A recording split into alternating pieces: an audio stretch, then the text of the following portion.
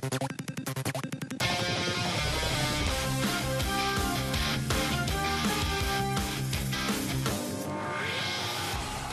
is the Andy Citron Injury Attorneys Friday Night Rivals, presented by Bishop State Community College.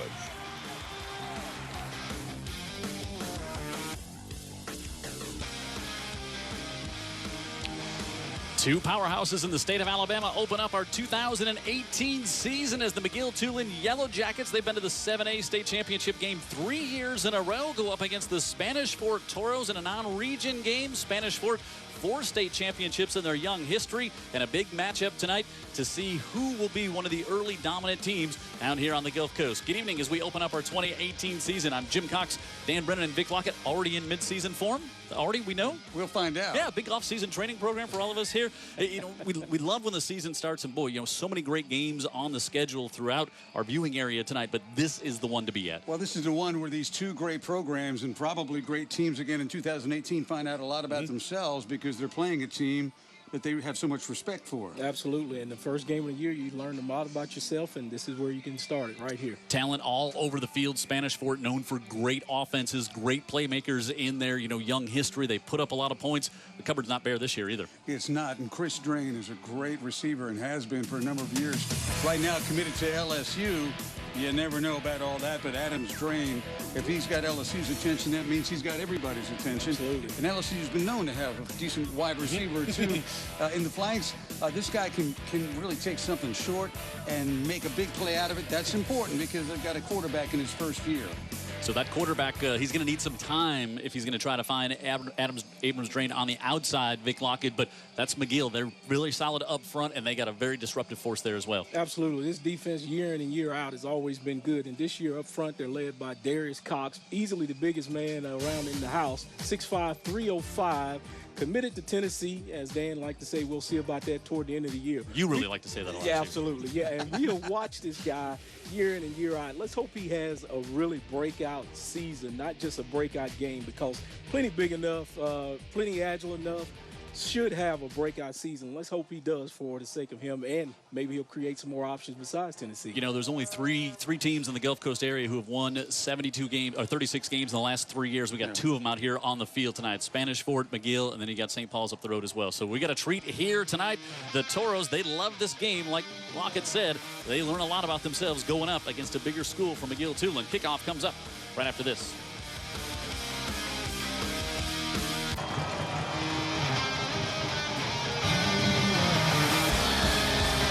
And we're ready to start our Friday Night Rivals here on UTV 44. Matt Quinn for the Spanish Fort Toros with a big high kick, and it'll go 7 yards deep in the end zone. And Chris Al Suggs will watch as the Yellow Jackets will come out and start things off here tonight. Let's get on to Tara Reeves on the sidelines. Good evening, Tara. Good evening, Jim. When it comes to what makes a great team, I believe there's a key component that cannot be taught, and that's chemistry. Coach Blackman said of brothers Jackson and Christian Burkhalter that they have a special connection on and off the field. I was able to sit down with Jackson, the quarterback, before the season, and he spoke to that chemistry, said there's just a comfort level there when you're able to throw passes in the backyard with your brother at camps and at practice. I feel we'll see evidence of that chemistry here tonight. I'll have more on that in just a little bit. All right, thanks, Tara. Good to have you back with us again this season. Sheldon Lehman, Memphis commit, quarterback to open things up. Here for the Yellow Jackets, C.J. Evans, the junior running back behind him, and he'll get the first touch. Evans up the middle. He'll get out to the 23-yard line before Dakin Fitzgerald, the returning nose guard for the Toros, makes the stop there.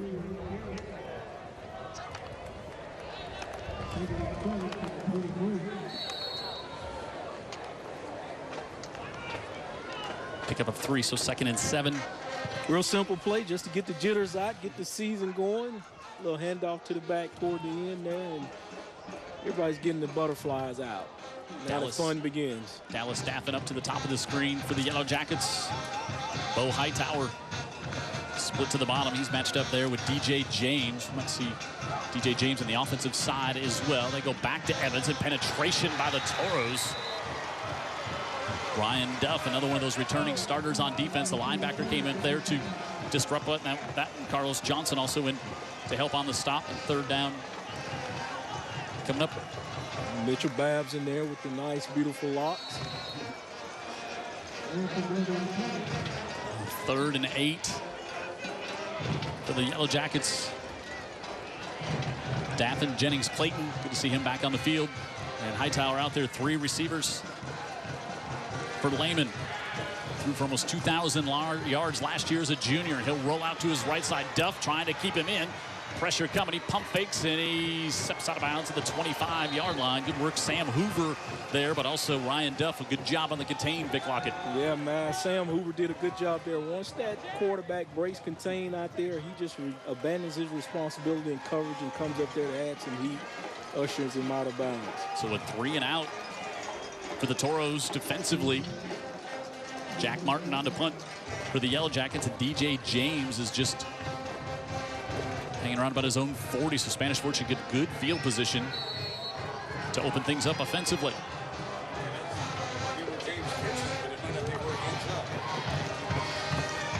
High punt. James will call for a fair touch. He's not going to get to it. Now bounces off his hands, loose.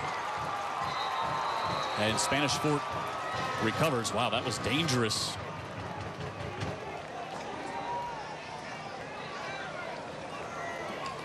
Yeah, no signal for the ref, but I thought clearly McGill got the recovery of the fumble. Nick Ruggs was coming away with the football there.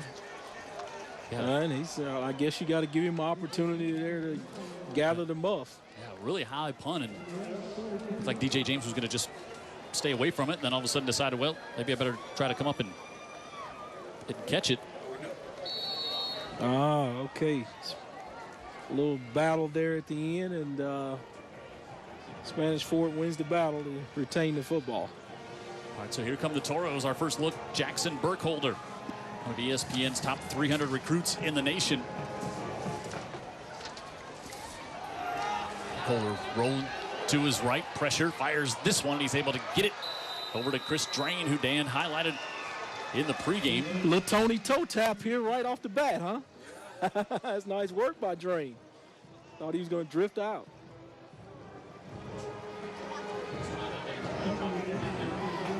So Drain's already in mid-season form here. Pickup of 8 on first down for Burkholder, 6'5", 200-pound junior. Inside give this time, a little thin at running back. Justin LeJesse, the senior back there. Connor Huff was on that blitz, came in there and make that tackle. Yeah, Connor Hagan had such a great year for the Toros last year, tore his ACL in the spring, and so he's going to maybe be back around week 5 or 6. Here's the Toros starting lineup brought to you by Greer's up front. Wilson, Freeman, Tuberville, Grayson, and Brown. And you got post receivers Garcia, Purdy. We'll also see Drain, Finn Heath as well. And Xavier Love will be in the backfield. Some might see, as we said, DJ James may be back in. They come back to LeJesse trying to get to the outside and nothing doing. Great penetration by the Yellow Jackets. Nick Ruggs, the first one in there. Senior linebacker. And mismatch there. LeJesse, not a lot of size up front. Smith, Chaconi Lewis, Darius Cox that Vic talked about, Carson McLean. Linebackers, Huff, Ruggs, Heights, Brady, and then you've got Hansley, Corey and Wilson, Satterwhite, and Al Suggs in the backfield. So each team going with a 3 and out. Jennings Clayton now back deep to receive for the Yellow Jackets, and Ryan Duff on to punt. Hand over end kick. Wow, that comes out of bounds, and that does not travel very far at all. The officials trying to see how much he'll come up the McGill sideline here. Off the side of his foot all the way up to the 32-yard line. Yeah, punters can have some jitters as well, and I believe he had the jitters in the foot there. Boy, that was just an 18-yard punt. Here's a good look at Ernest Hill, head coach. 13-1. Was lost in the state championship game last year. 3rd straight year McGill has made it. They've got 1 championship, and twice they've been the runner-up. I visit with him for an hour before, like during the week, and he changes his expression maybe one time. I wouldn't want to be across from him at the poker table.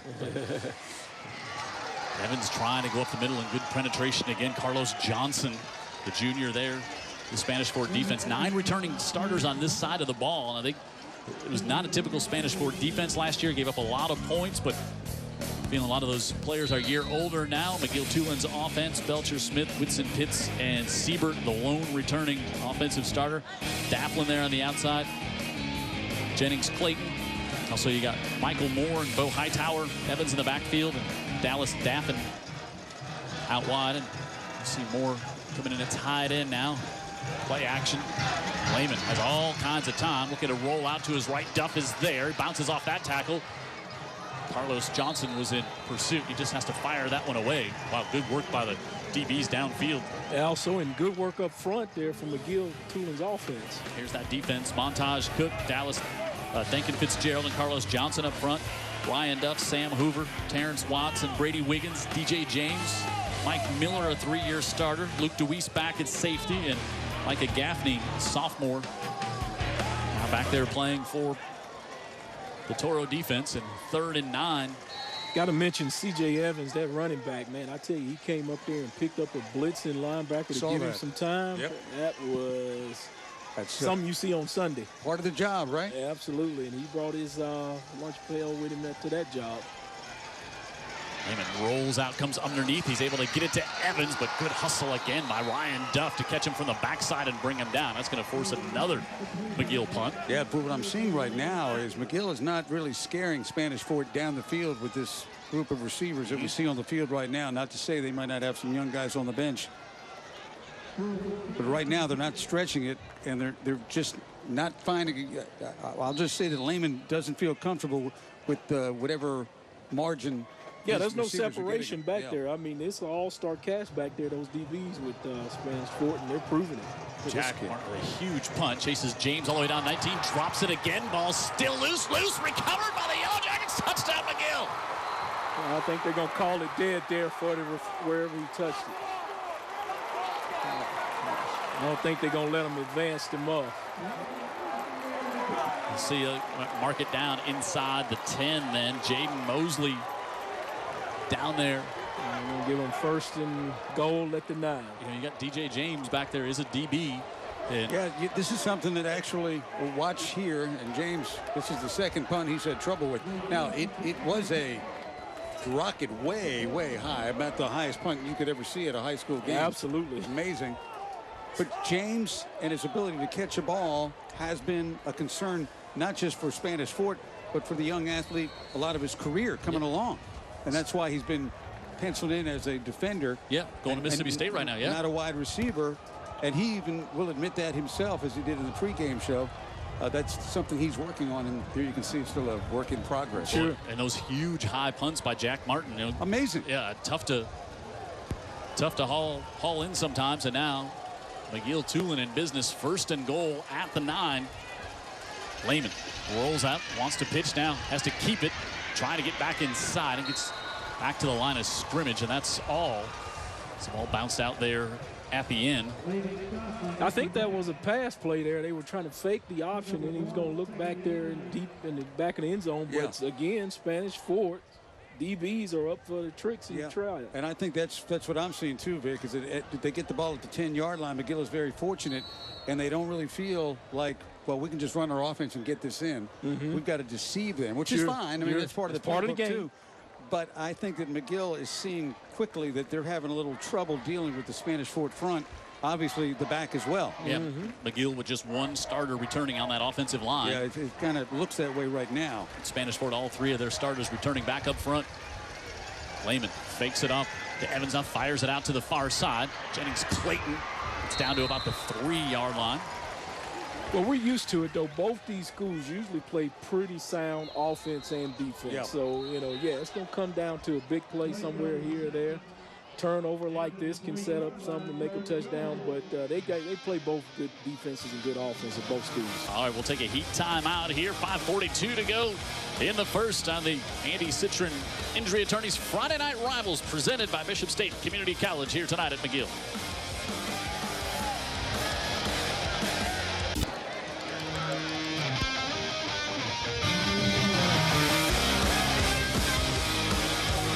Halfway through the opening quarter, halfway through our first game back here on UTV 44. Spanish Fort, McGill-Toolen non-region matchup. 7A McGill, 6A Spanish Fort. And 3rd and goal from the 3 after the muff punt by the Toros put Spanish Fort in business. Now they bring in Ruggs in the backfield as a blocker. The give down to the... Now they're going to say he got in.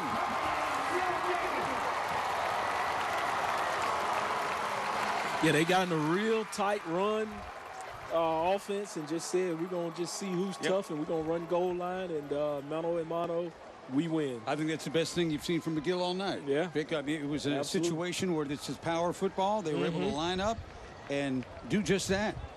Need just that much to get the end zone. Bring over Sawyer Brady, the linebacker, give him the ball.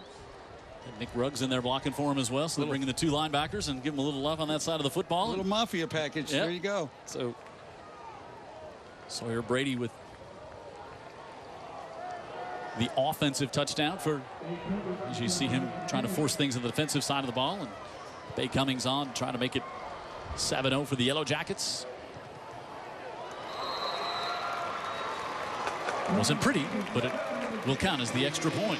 So they'll take it. McGill, they take advantage of the Spanish Fort turnover. Leads 7-0 here on the Andy Citron Injury Attorneys Friday Night Rivals.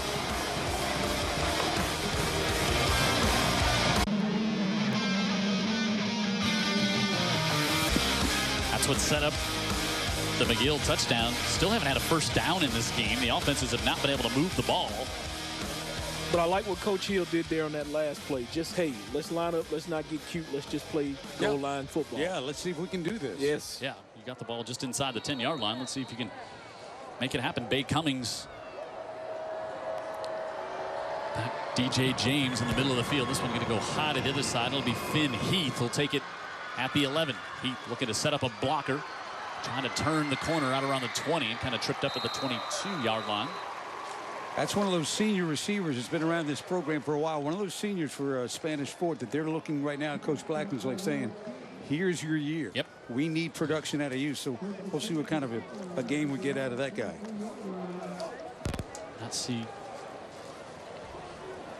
much offensive productivity out of the Toros thus far.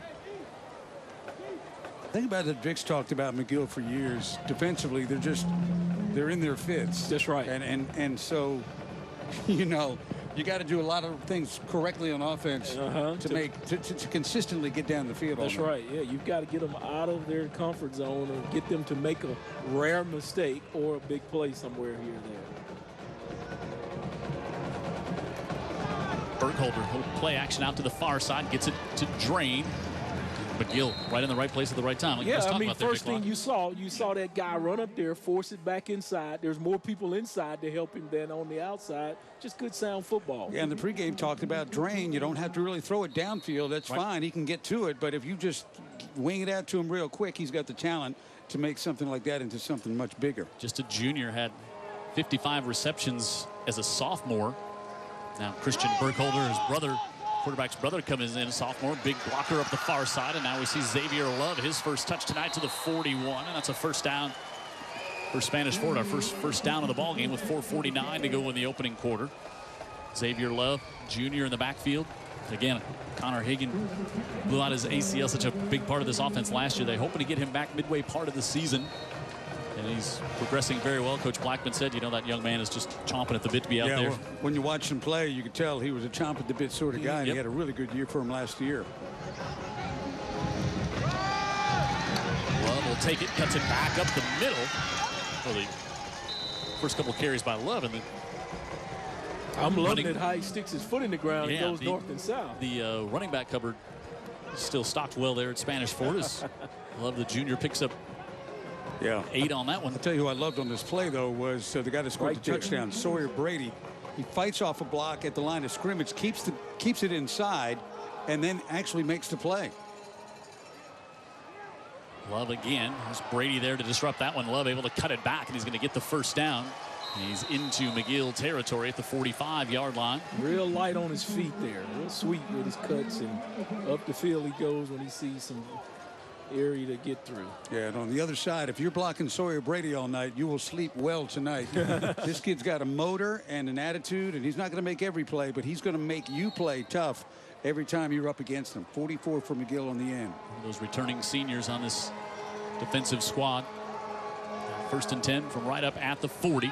Over the middle of the field, Burkhalter going to have to pull it down and try to get to the outside. He gets maybe back to the line of scrimmage, but not much more there. Jacob Huff, junior linebacker, able to come in and make the stop. Burkhalter being so highly regarded by ESPN, and how about his brother, just a sophomore, already at the big wide receiver already, or slash tight end, whatever you want to call it, offered a scholarship to Florida State University. Nice. 6'4", 200. You'll see him in the slot.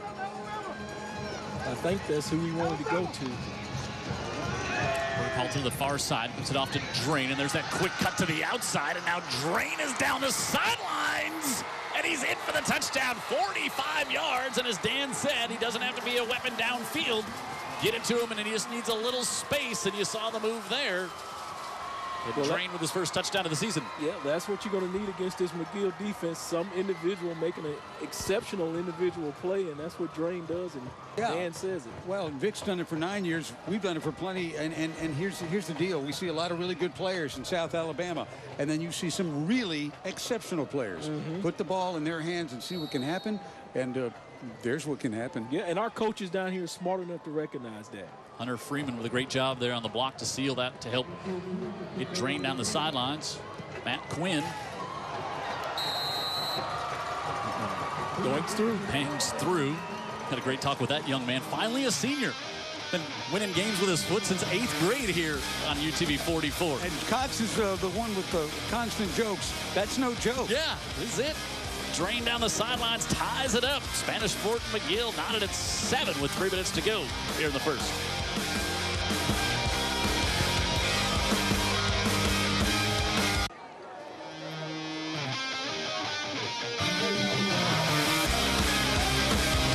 Jim Cox, Dan Brennan, Vic Lockett, Tara Reeves in the sideline, Jared Kehos in the truck, David Sharp, our statistician, giving you stats like that. 6 plays, 77 yards, but the big one, 45 yards to Chris Drain, and that knotted things up at 7. And like you just said, we've got a good game going here, Dan Brennan. We've got a really good game going. We've got two teams with some good players on the field, and obviously well prepared, well coached.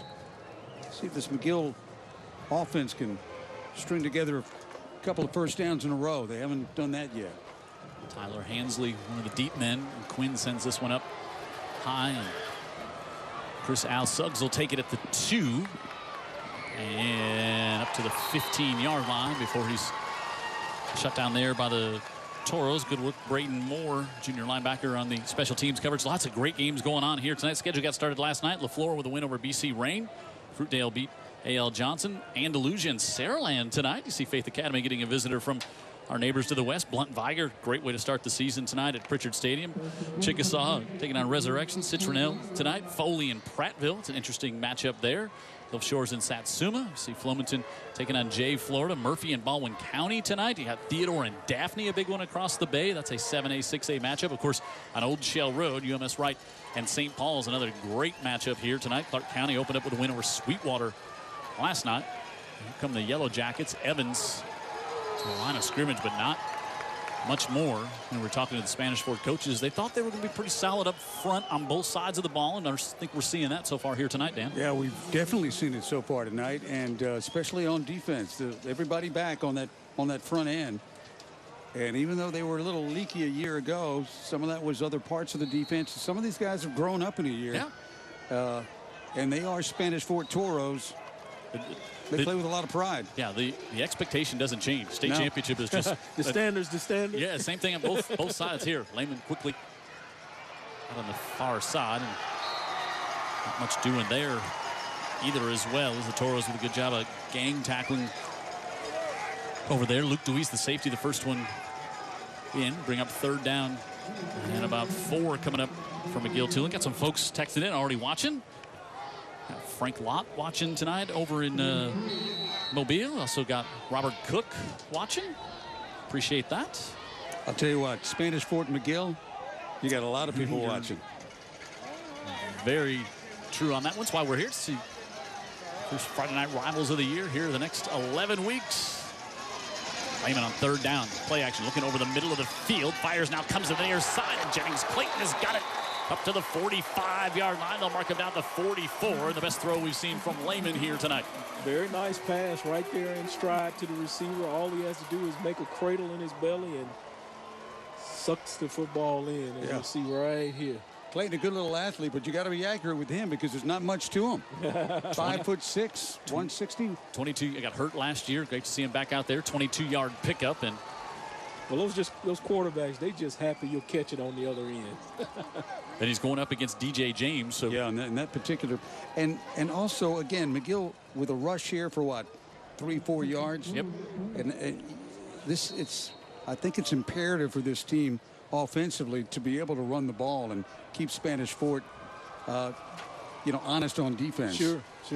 And they will be honest now because they are well coached and they are a sound football team we've seen year in and year out as well.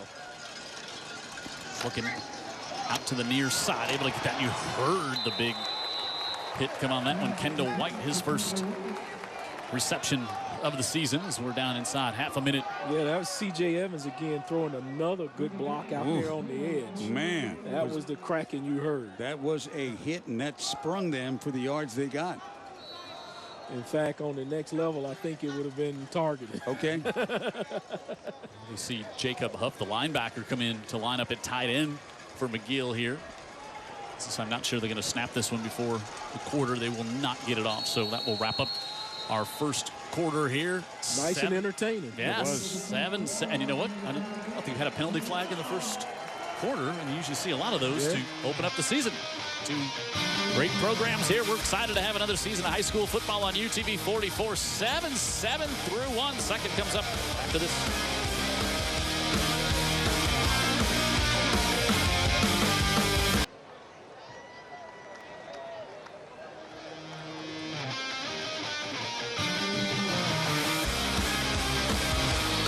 Start quarter number 2 here on UTV 44. First game of the year. Excited to be at the Lip. We'll switch things around, and Yellow Jackets now moving down toward the south end zone, and they give it to Sawyer Brady again, and he's going to have the first down up to the 44-yard line.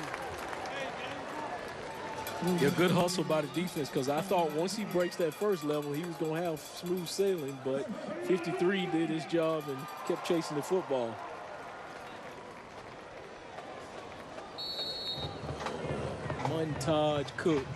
Monte Cook.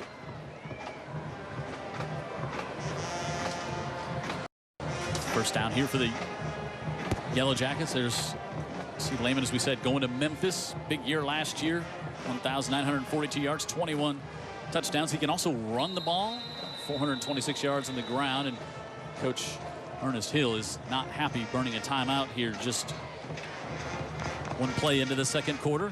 Yeah, it looks like they didn't get the play in that Lehman wanted to call, and the communication was bad or something. But that's the beauty of having that senior quarterback. He could get them lined up, get them in the right play, and also know when there is no play. Yeah, well, somebody not excited that there was no play is Coach Ernest Hill, and we rarely see him animated, but he was not pleased with all of that. Well, he knows, too, the standard is the standard here. Yes. You know, as we've been doing these games on TV for so long, Dan, we've really seen the evolution of this McGill program and where they are here. You see last year 8-0 in the region, 13-1, lost to Hoover in the state championship. And you see the regions like, people talking about Theodore. People high on them this year. We'll see what happens with Murphy and Baker. And we'll find out about some of the changes to the McGill staff coming up next when we send it down to Tara after this play. So first down here for the Yellow Jackets. Brady cuts it up the middle, and look at a linebacker with a high knees all the way up to the 35-yard line. He'll gain 9. He'll bring up second and short. Let's go back down to Tara. Tara.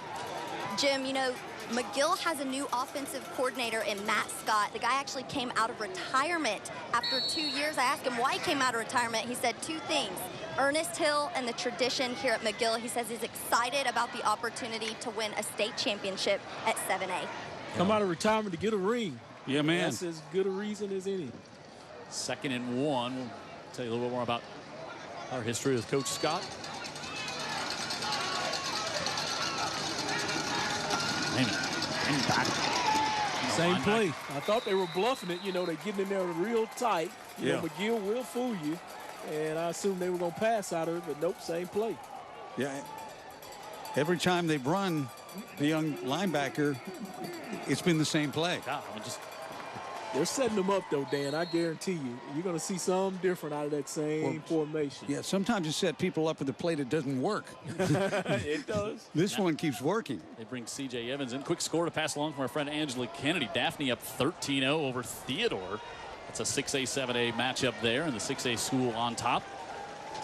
Zach Golson was the offensive coordinator here at McGill. Now is the OC at Daphne. Lehman.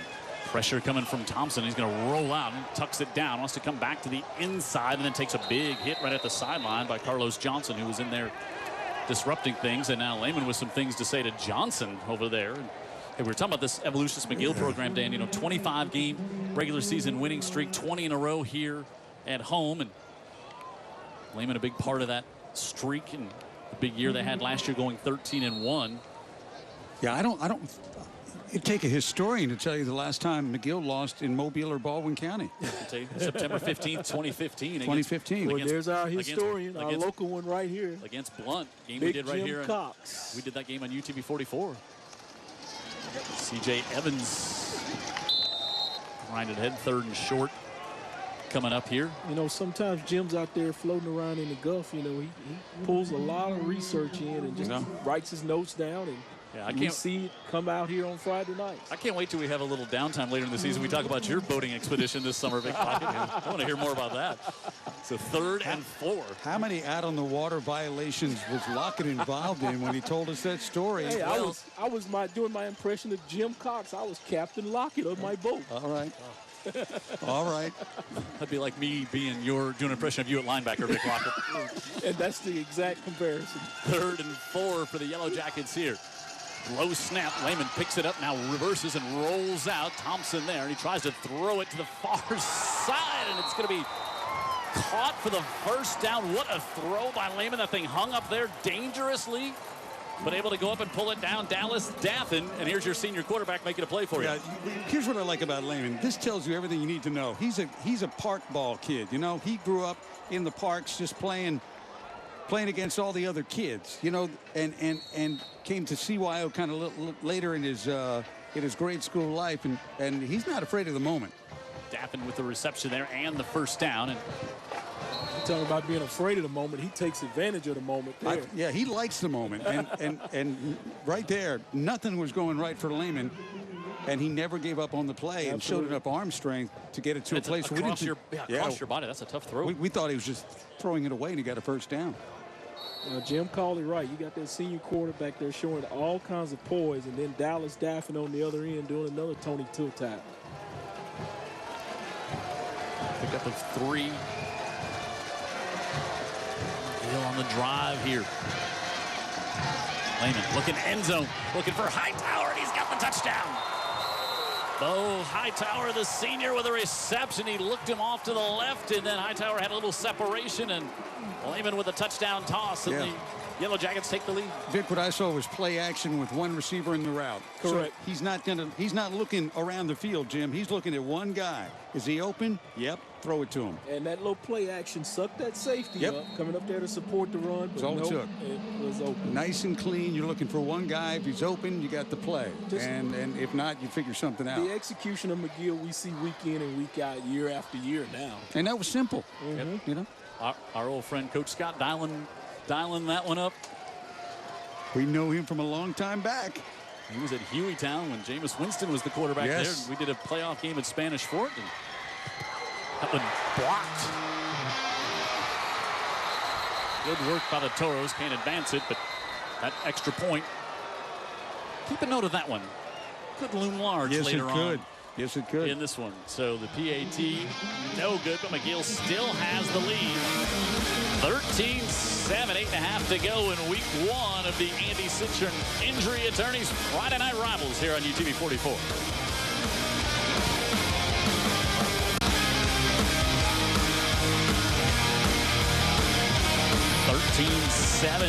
McGill-Toolen with a lead after the touchdown toss there from Lehman to Bo Hightower.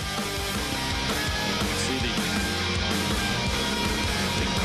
here tonight to Raise the Roof fan cam.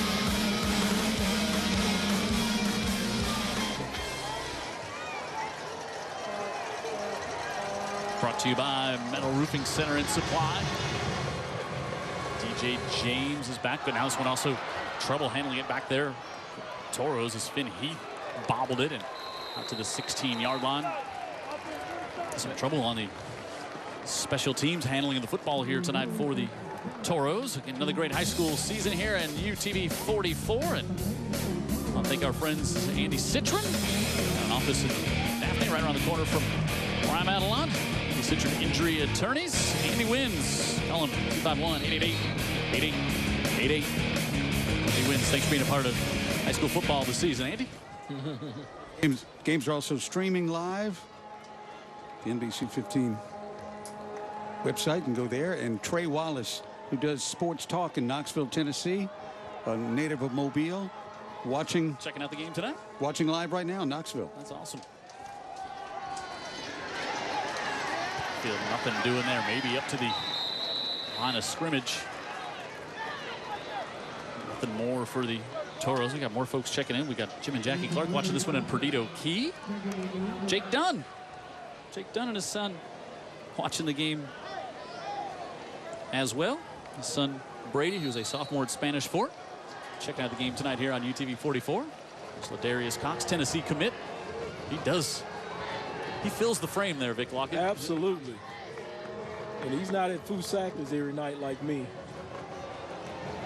Side handoff, and Xavier Love tracked down from the backside. Carson McLean. Let's see a little trouble with the snap there. Carson McLean able to finish it up. Laura Ellis also watching the game tonight. Thanks. We appreciate everybody. These are big games. We know you love watching them. We love doing them. And Spanish Fort, trouble here. The McGill defense rising up after that touchdown. Now 3rd and 10. Burkhalter rolling out to the right side. Some time. Ruggs coming to close in. Fires. It's going to be short of the first down. Carlos Garcia, the sophomore, with his first catch of the season for the Toros. You know, what got my attention there, Vic, was it looked like what McGill was doing in some of their first drives early on against Spanish Fort. Quarterback rolling, trying to find something downfield. Everybody playing their position well, not doing anything spectacular, but keeping them from getting the first down good on the back end. Oh, yeah. I mean, both these teams, we can say it over and over. They're going to be well disciplined. They're going to be where they're supposed to be up front as well as their defensive backs. So, yeah, you can pick your spots, make somebody make a mistake, and then you're going to get a chance to make a play or score. Scoreless on Old Shell Road with 8 minutes to go in the first half between UMS and St. Paul's. Much better punt this time from Ryan Duff. Chases Jennings Clayton all the way back to the 35. And across midfield. How about the Hart? I mean, just not a huge player. We've seen a lot of these kids come from McGill, 5'6", 150 pounds out there. But you love them on your team. Oh, absolutely, because they're going to play hard. And I've had the conversation with Coach Ernest Hill several times. If you're not going to go hard, you're not going to play. All right, here's our trivia question to start the season. Pretty simple one. Who's the all-time winningest coach in Alabama high school football? You're not just going to say Mobile. You're going to say Alabama. So I don't know if that's... And he's still coaching right now? So he's an active coach. I'll tell you, he's an active coach. Okay, thanks for the hint. That helps. A little hint. That does help. You should have maybe had a little history book while you're renting the pontoon boat.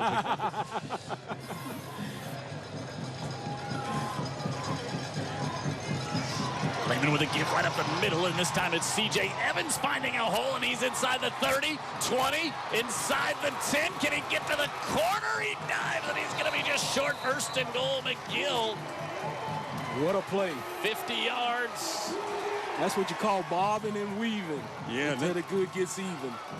And that's what you call blocking at the point of attack, too. Watch the hole right here. He sees it. He's gone, man. Yeah, that's what you want. You want him to attack that hole, make one cut, and get him to clean, and then you start your bobbing and weaving. I mean, the first time he really gets touched is right there at the 5. Yeah.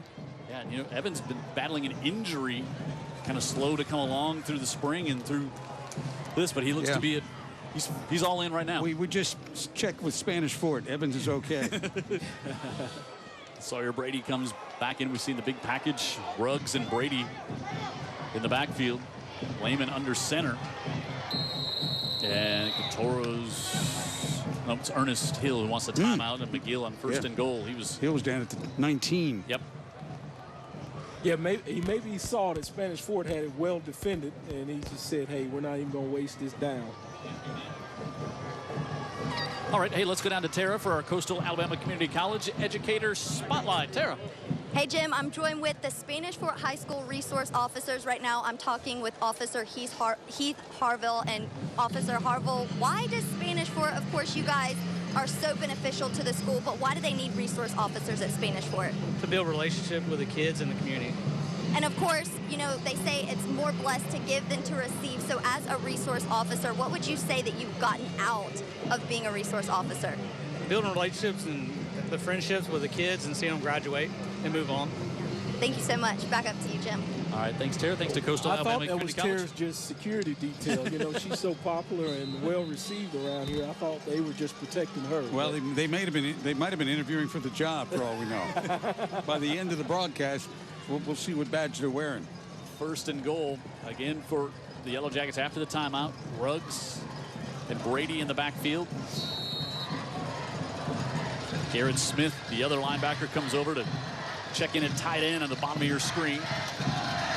Give it to Brady. Brady trying to drive, and he's going to be stopped down around the 1. Well, there's some contact there on that misdirection. Brady Sawyer should wear a T-shirt. I am not a decoy. When he's in the game, I'm getting the football. He seems to get the ball. That's what they do. He's a tough kid. Defensive line, linebacker might be lobbying for Player of the Week on the offensive side of the ball. He's got 1 touchdown here tonight. He does. He's a specialist. Approach the halfway point, the second quarter. Second and goal for McGill. Lehman on the quarterback sneak. It did not get a surge. Now maybe a late one. Yeah, it's definitely going to take the second effort if he got anything. I'm going to say no. Wow. Lehman pleading his case that he was in. Still, the official says nope. Third and goal coming up. He ended up walking around on the other side of the wall, giving you the impression he got through. I'll tell you what, that first contact, like Jim said, it was no movement at all. Some big beef on that Spanish Fort defense. Third and that much. Look at that. Look at the size. Well, big Mitchell Babs in there with the pretty hair, but he's not being pretty with that offense. He's serious business, isn't he? Yeah, big guy. We'll get a heat timeout. 5:44 to go in the first half. It's 13-7 McGill. They got a third and goal coming up from inside the 1 right after this.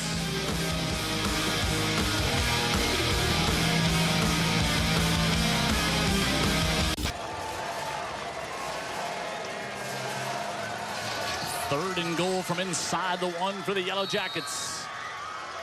Shell Lehman under center, trying to sneak again to the right side. Pushes. This time he's in for the touchdown.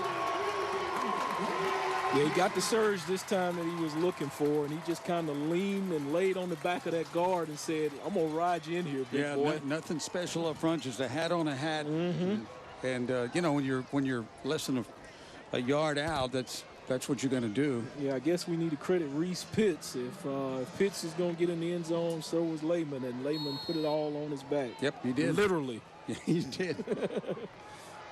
Bay Cummings on for the point after. Spanish Fort blocked the last one.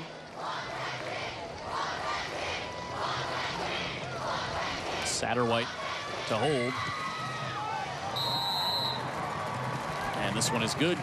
And it's 20-7. Boy, the momentum turned in this game. It did.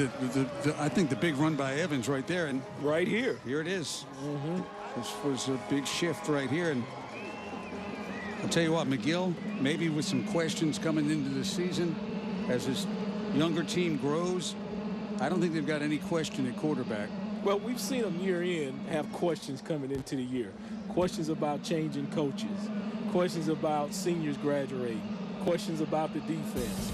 And every year, they just have an answer to the question, and it's usually an A. But when you have an answer under center, that settles a lot of things down. I agree. You're right. More of our great friends bringing you our Andy Citron injury attorneys Friday Night Rivals, including Bishop State. presenting sponsor of our games here on Friday night. Thanks for Bishop State being another great partner of ours again this season here on UTV 44. And we'll be here every Friday night throughout the regular season.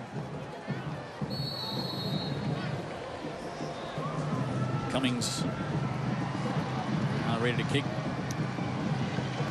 This one a knuckleball, and wow, that one almost all the way through the end zone. So yeah, almost can be a field goal from there. Yep, Spanish Fort will start it at the 20-yard line. You can just see the enthusiasm of the defense coming out there. Yeah, they really got a big pop out of that, and they've got a little strut going on, and Spanish Fort's going to have to regain some of that. Not only have they kind of gotten outplayed here, but it's resulted in some scores on the scoreboard, 20-7 McGill. So not just starting to outplay Spanish Fort a little bit, but taking advantage of it and putting it in the end zone. Yeah, there you see the 4 plays, 52-yard drives, and most of that coming on the big run by Evans. Yes. So 3 and out last time for the Toros, and now we see DJ James for the first time in the backfield. He's the talented cornerback who's a Mississippi State commit, and they'll move him on offense. And yeah, that's what you need to do. Going. Our coaches in our area do a great job of maximizing the talent they have on these teams. And hey, if you got to play players at multiple positions, do it. Especially when you're thin at that position right now with the injury to Connor Hagan. Fired out to the near side. Drain able to get it, trying to make a move, and just steps out of bounds. But he's going to have the first down at the 31-yard line. And that's what I was thinking as well when they got the ball. Now in Spanish Fort time, put it in the hands of that man right there. Because earlier, he's the one that got him back in the football game. He's the one that can get him back in it now. Yeah, he can cure a lot of ills when the run game's not there. And that was a long throw. Now, it wasn't a long throw in terms of yardage down the field, but he had to get it out all the way to the sideline. And they got what they wanted. They got the first down. Burkholder, the junior, looks again, coming to drain that one a bit high and read very well on the coverage. Now, I know that was a negative play for Spanish Fort, but Drain did a great job just to collect that thing. Yeah, Corey and Wilson. That's some hands. Junior saw it the whole way, and then he got a little help because the throw was a little high and behind him, and so that allowed Wilson to come in and really disrupt that one, and the Toros go backward. Yeah, I don't think he should have thrown the pass, and looking back, he would not do it again. But great play by McGill, playing up tight. They've got some help on Drain, and that allowed the corner to just take off. 2nd and 13, fired up the far side and up near the 40.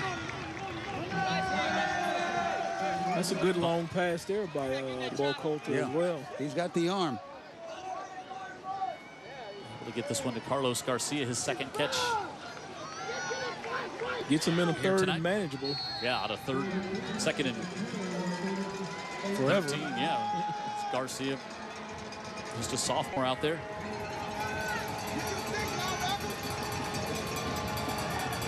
Jay James out of the backfield, looking for a block, trying to get to the corner. Great stiff arm, and it's going to have the first down out across the 41 up to the 42-yard line. Yeah, when Drain's not catching it, I think he's making a big block here on the corner. See if this is number 1 that makes the play that allows James to get to the outside and get that first down. Not by much, but just by enough. It was a nice block by the all-state wide receiver. Yep.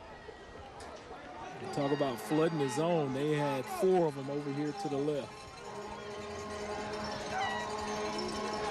Finn Heath goes in motion up to the far side. You can see Christian Burkholder, number 10. That's the quarterback's younger brother by a year. Play clock down to 5, now down to 4. They're going to have to hurry. Down to 2. Are they going to get it off? They did not get it off. I don't know if Coach just trying to get the right play in, and they just took just a second too long. I think maybe I got a timeout. Coach Blackman get a timeout on the far sideline. Did he get it in there? Nope. I thought he did, but no, he's calling the penalty. Going mark off the yardage. It's just too late of an adjustment there. Yeah, I'm gonna put that one on the sideline there. They tried to read the defense and wanted to get him in a good play that was to the weakness of the defense, but just took a beat too long. And you got a quarterback who's traveled around a little bit. First-year starter at Spanish Fort. 1st and 15 now, our first flag of the game, if I'm not mistaken. Burkholder dumps this one out. Finn Heath in the backfield, and Toros go backwards again on that one. That's that sound defense that McGill plays. They protecting the edges right there. And once that corner recognizes that pass coming, he's just flooding up there to get it. Satterwhite, safety in there. Also, Garrett Smith helped disrupt that one. Satterwhite's brother was a great quarterback at McGill. Yep. I think he's a great one at Livingston, isn't he? Or West Alabama? West Alabama. I think he's, setting some career. records. I'm showing my age. They're calling it Livingston, huh? Back to the 35. Now they're sending Finn Heath over the sidelines, maybe an equipment issue. Yeah, Brian. talked with his dad late last summer. He's judged Satterwhite in certain parts. Yep. 2nd and 17 here for the Toros. 3.5 to go. Burkhalter goes in motion. Burkhalter steps up down the sideline looking for his brother, and he's got it for a first down. First time they've connected as Toros. You want to call that a back shoulder pass, but it was up high, so it was a up high and back shoulder pass. Just a great job by that kid to pull it down. Yeah, well, Tara was talking about it. It's like they're throwing it around in the yard. And he knows when they're in the yard, you got to throw it high because my brother's tall. And that's what he does. That kid's got nice ball skills, huh, for a sophomore? He does, yeah. Go up high and play above the rim right there on the boundary.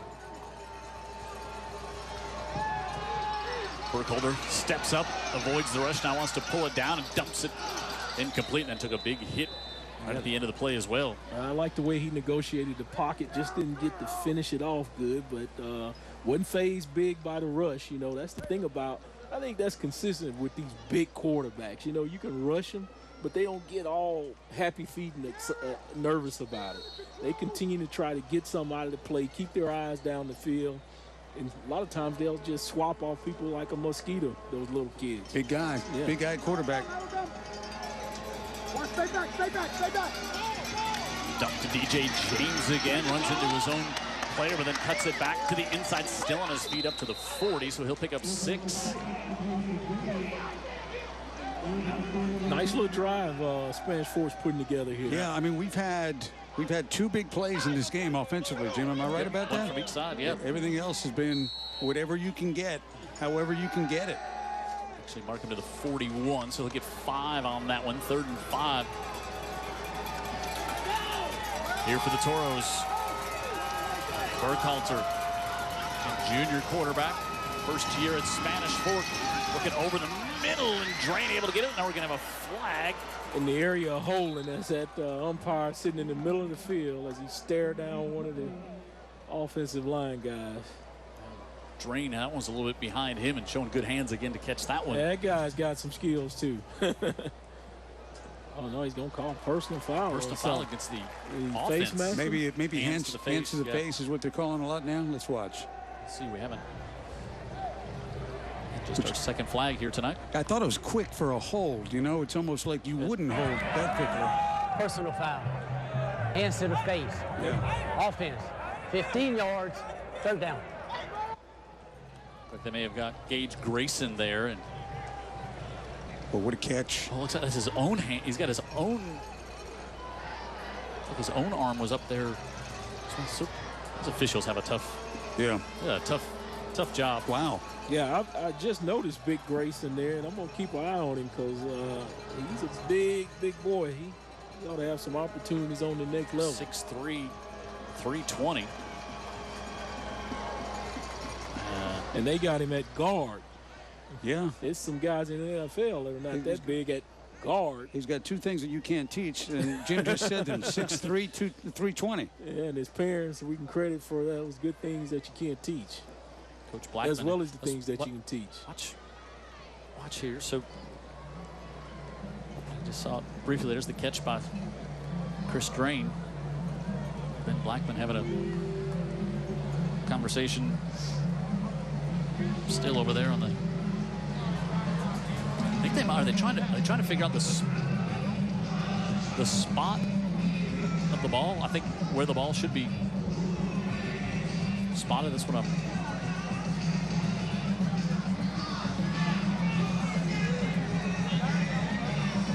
Ben Blackman's always going to make his point if he thinks there's a point to be made.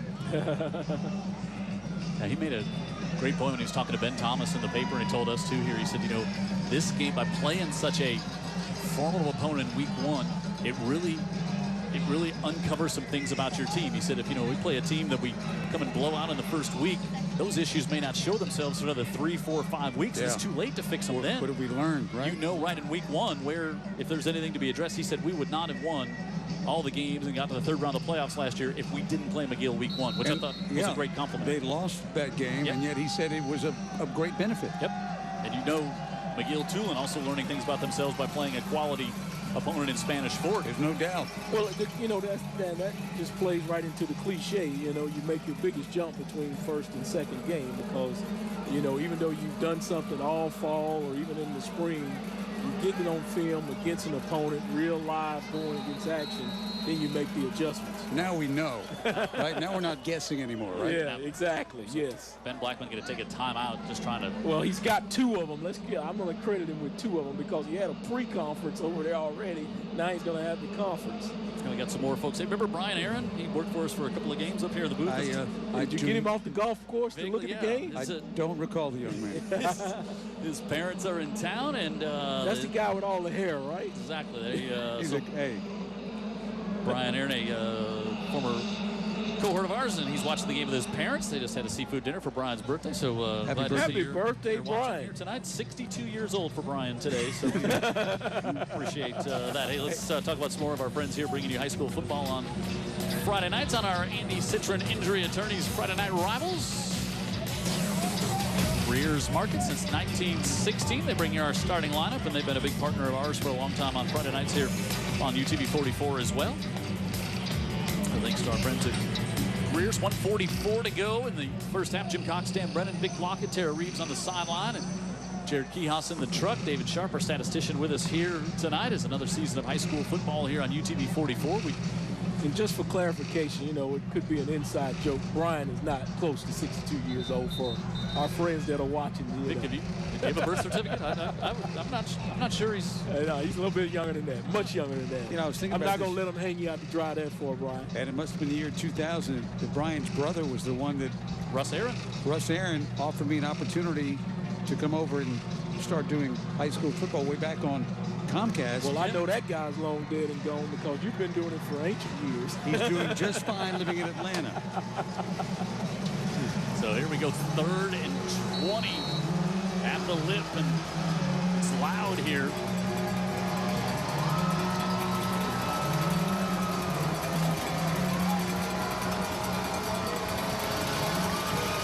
Burkhalter.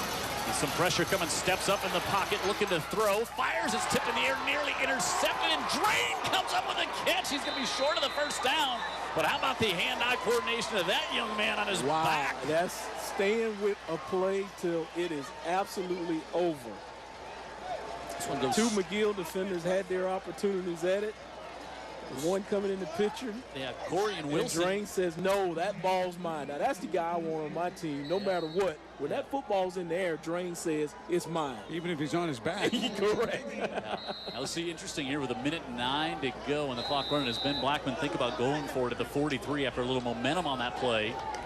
Well, he's got a field goal kicker that can change the scoreboard with just a moderate gain from this point. Yeah, you're right, and we were talking with Matt Quinn before the game, and he said we were watching him drain one from 55, but he said, you know, 45 in, I feel real confident. And it was a little wind out of the north here in pregame, and now it's just dropped off and not having Blackman's weighing though, he can change the scoreboard, but only by 3 points. Yeah, you don't want to get this McGill team getting too far out in front of you in their home stadium. So Blackman's weighing the 3 points as opposed to the 6 or 7 that he can get on a touchdown. Minute to go, though. And a minute to go. So that's the sort of thing that coach is thinking in his mind and trying to weigh out. He's also thinking a 2 for 1 because they will get the ball to start. Who gets the ball? Half. That's a Spanish good Fort gets it. So they're thinking a 2 for 1 if they can. But, ooh, boy, with just... minute 6 to go. They got a pretty good defense, and I know McGill's got 20 already. One had a lot to do with a muff, and I say you're down 2 scores. The odds of McGill in a minute's time going 60 yards, I don't think it's that great. I think you've got to believe in your defense enough to give yourself a chance to get some points here. And you know what? Put your first-year quarterback in these spots in this game, a non-region game, to learn what you're gonna do here. There's lots of good things that can come out of this. So you see the stat line from Burkhalter here.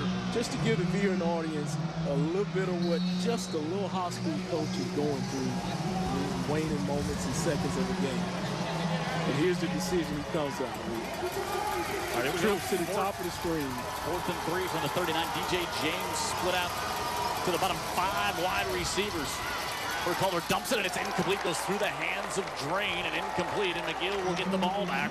Yeah, he led him a whole lot there, and then to ask him to go across the middle there in the middle of those linebackers.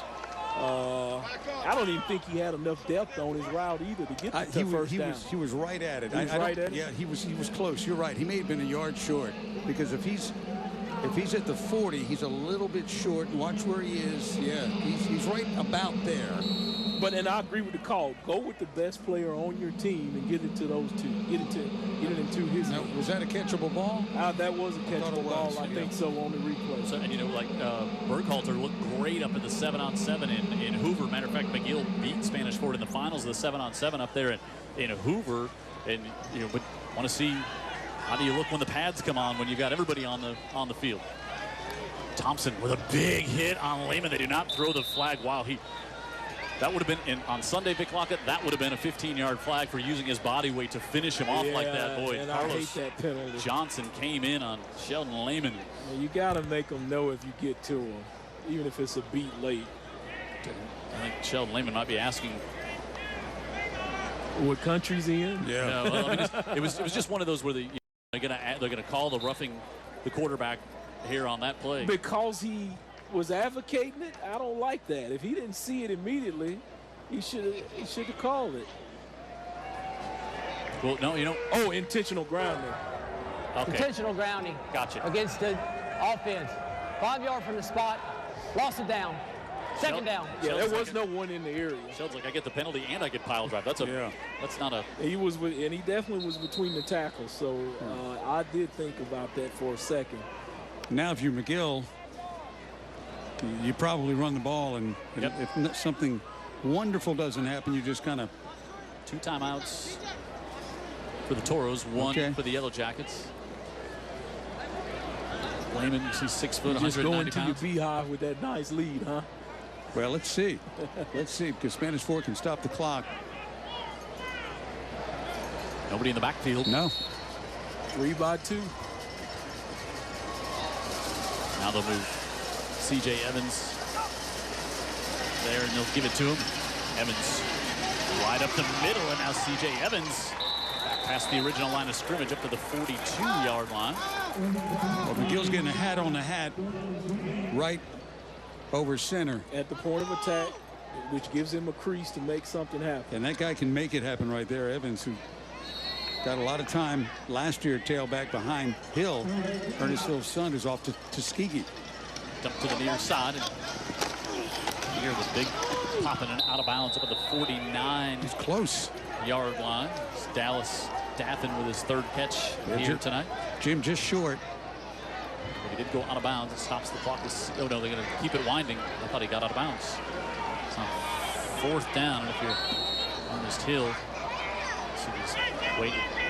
Let it run out, or do you take a timeout and heave one to the end zone? I think you're just going to let it run out. Yeah, Ernest is going to let it go unless Spanish Fort decides to stop it.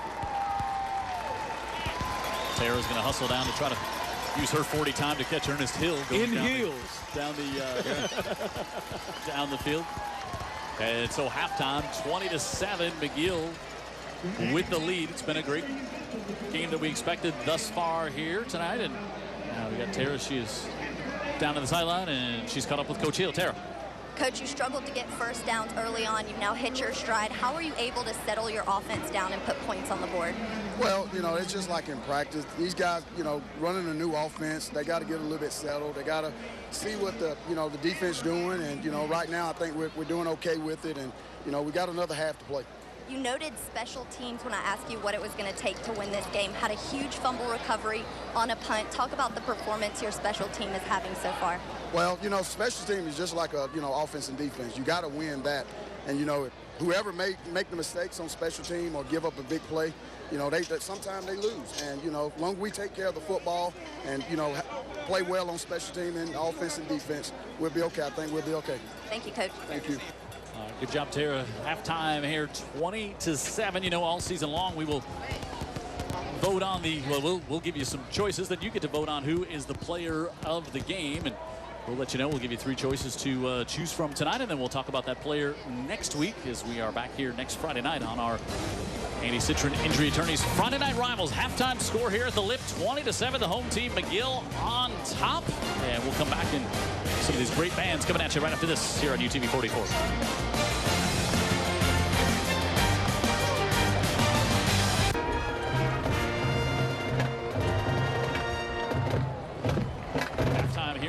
First game of the Andy Citron Injury Attorneys Friday Night Rivals, and let's go down and enjoy the Spanish Ford Band here at the half. McGill on top, 20-7.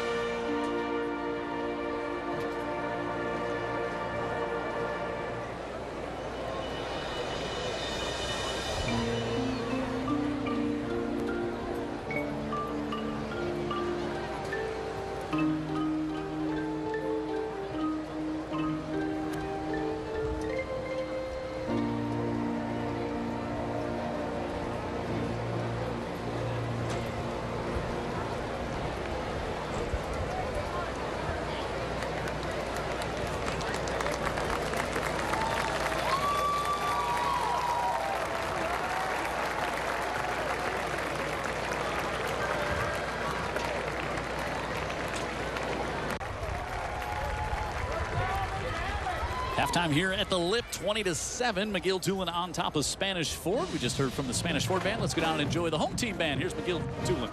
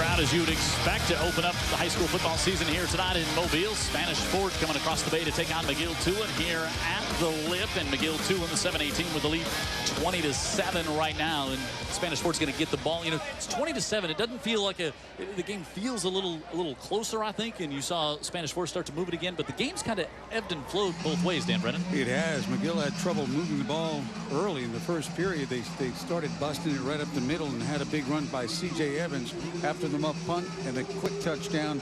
Evans contributed to that second drive in a big way, or maybe that might have been the third drive, but somehow it's almost surprising to look up and see that McGill actually leads by a couple of touchdowns. Well, they've got the home field advantage, so, you know, they're at home and they're playing in their home stadium. Both teams were trying to feel themselves out. McGill just seemed to find the big plays.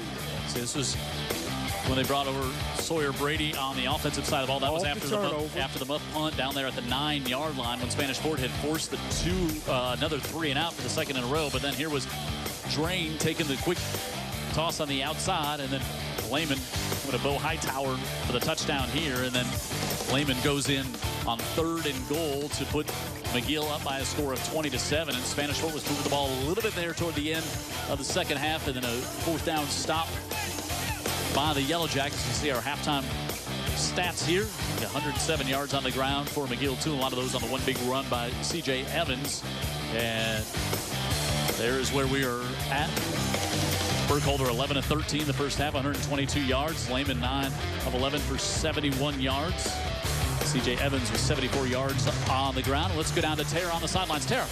Jim, you and I both know these are a huge game for both of these teams, and it's the first game of the season, so you know there are going to be mistakes.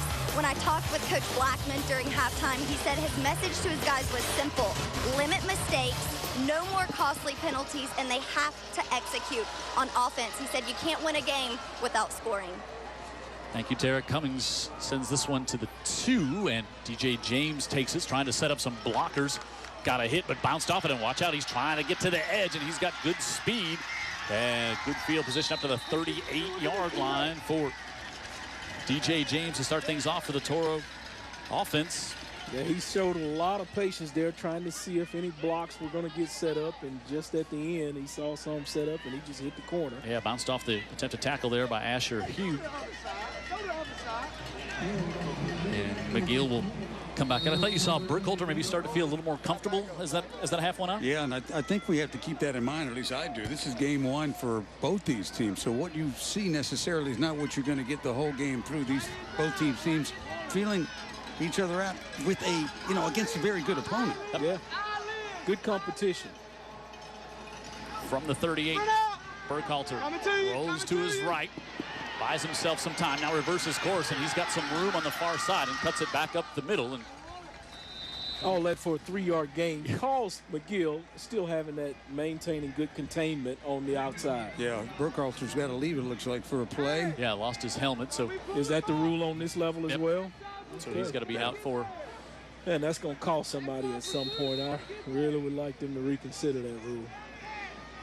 But you're right, Vic, it looked like he had something. McGill never asleep on the backside. Well-coached group. They put Drain at quarterback to hand this one off, and Xavier Love trying to get to the outside. And got up to about the 47. Kind of a quick whistle there as that one was still going on. But yeah, I like Love, man. He's got some good feet. He just needs a little bit of help here. You see how he makes that guy miss. Nobody makes a block on him, and he gets out of it. Yeah, he's just looking for somewhere to run. But the guy that missed again is Brady Sawyer. Ended up on the ground and ended up back in the play. In the tackle. Yeah. And that kid really gives a lot of effort. No, you're not going to play for McGill, offense or defense, if you don't give effort. Well, you're gonna outsize them a lot of times, but I've had this conversation with Hill. You're not going to play for them if you're not going to give effort. To try to, well, they were close. They were wanting for a measurement, and then it looked like the ball just got moved back, and that's why you heard the uproar from the Spanish Fort sideline. As now we see Burkholder stays in, and he'll wind up as a wide out, and they'll keep Drain at quarterback here. And again, this just getting the ball in your best playmaker's hands. He did play quarterback for one game last year. He'll get the first down as he up to the 49-yard line. Yeah, Drain, that was great awareness. Very explosive player, but he knew what he needed. was 1 yard, and he got it. He got it in 1 yard and looked for a nice place to lay down. Yep. Yeah. I've done my work here for you, boys. I'm going to make a business decision right here, as Dion would say, huh, Jim? He'll live for another play to go 50 yards. Right? Let me line out. Back up to the top of your screen. Again, LSU commit, just a junior. Jackson Burkhalter fires it out to Drain. Drain looking to get a block. And nice job of forcing that play out there. Number 25, great Jacob job. Huff. Yep, Jacob Huff played a lot last year as well on this defense and able to shed the block there of Finn Heath. And regardless of the coaching changes, one thing we've seen with McGill, in many, many years consecutively, is making plays on the other side of the line of scrimmage. Yep. They really, really force you Make to a be play very behind good. the chains. Yeah. They do it a lot, and they put you in a spot that you don't want to be down in distance a lot. 2nd and 13. Burkhalter looking like he might take a shot downfield. Instead, he'll pull it down. He's rumbling to the near side with pressure coming. It's to the 39-yard line. Tripped up there, and he's going to have enough for the first down. He picks up 14 on 2nd and 13. And Jalen Mosley there make the tackle, a sophomore, 6 feet 175.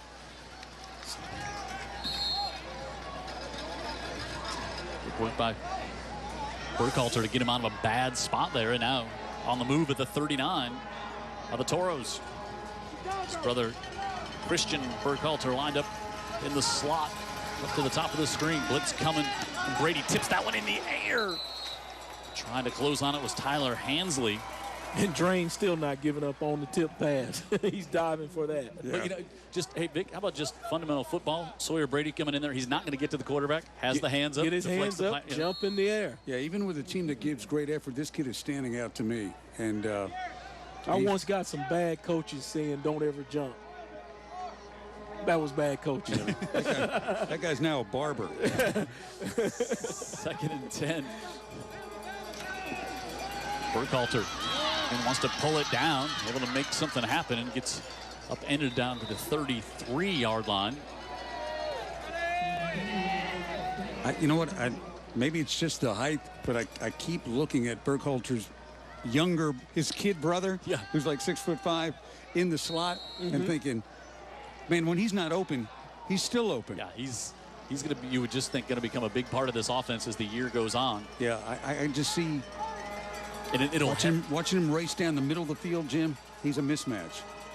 3rd and 4 from the 33. Give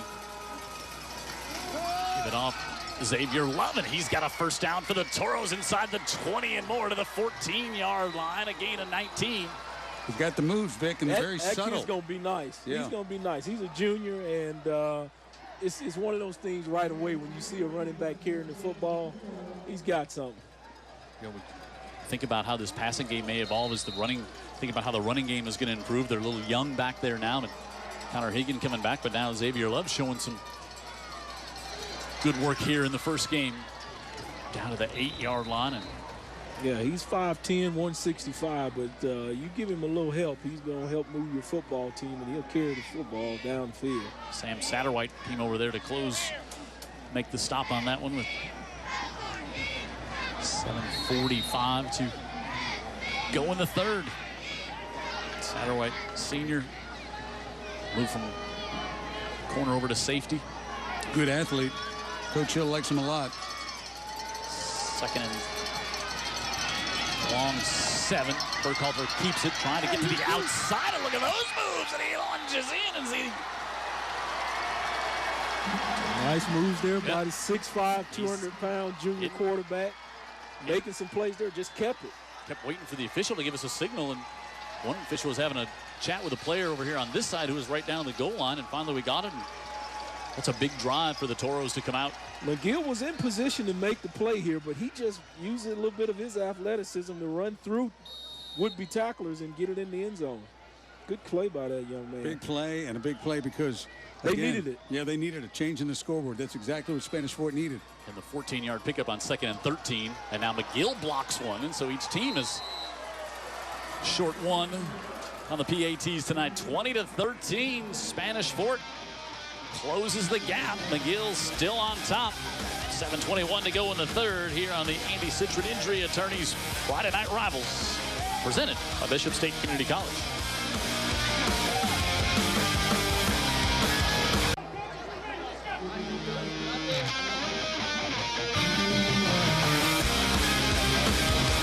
Jim Cox, Stan Brennan, Vic Lockett, Tara Reeves in the sideline, Jared Kihos in the truck, David Sharp, our statistician, our entire crew here tonight on UTV 44 doing the images of our first game of the season. And the Toros open things up here in the second half to get on the board and cut the lead now to 20-13, 10 plays, 62 yards. And that one was pretty much mostly Burkhalter. Did it with his feet, did it on the, had a couple of throws, but yeah. Did it every way he can, and he took what McGill gave him. Yep. In every they were taking away his first options. Yep, for sure. Quinn with a high one, and into the end zone goes Al Suggs. The 20 is where we'll have McGill come out. More of our great friends bringing you high school football here on UTV 44. Metal Roofing Center and Supply. We welcome them for being a part for the first time here to our broadcast. Glad to have them along for the 2018 season.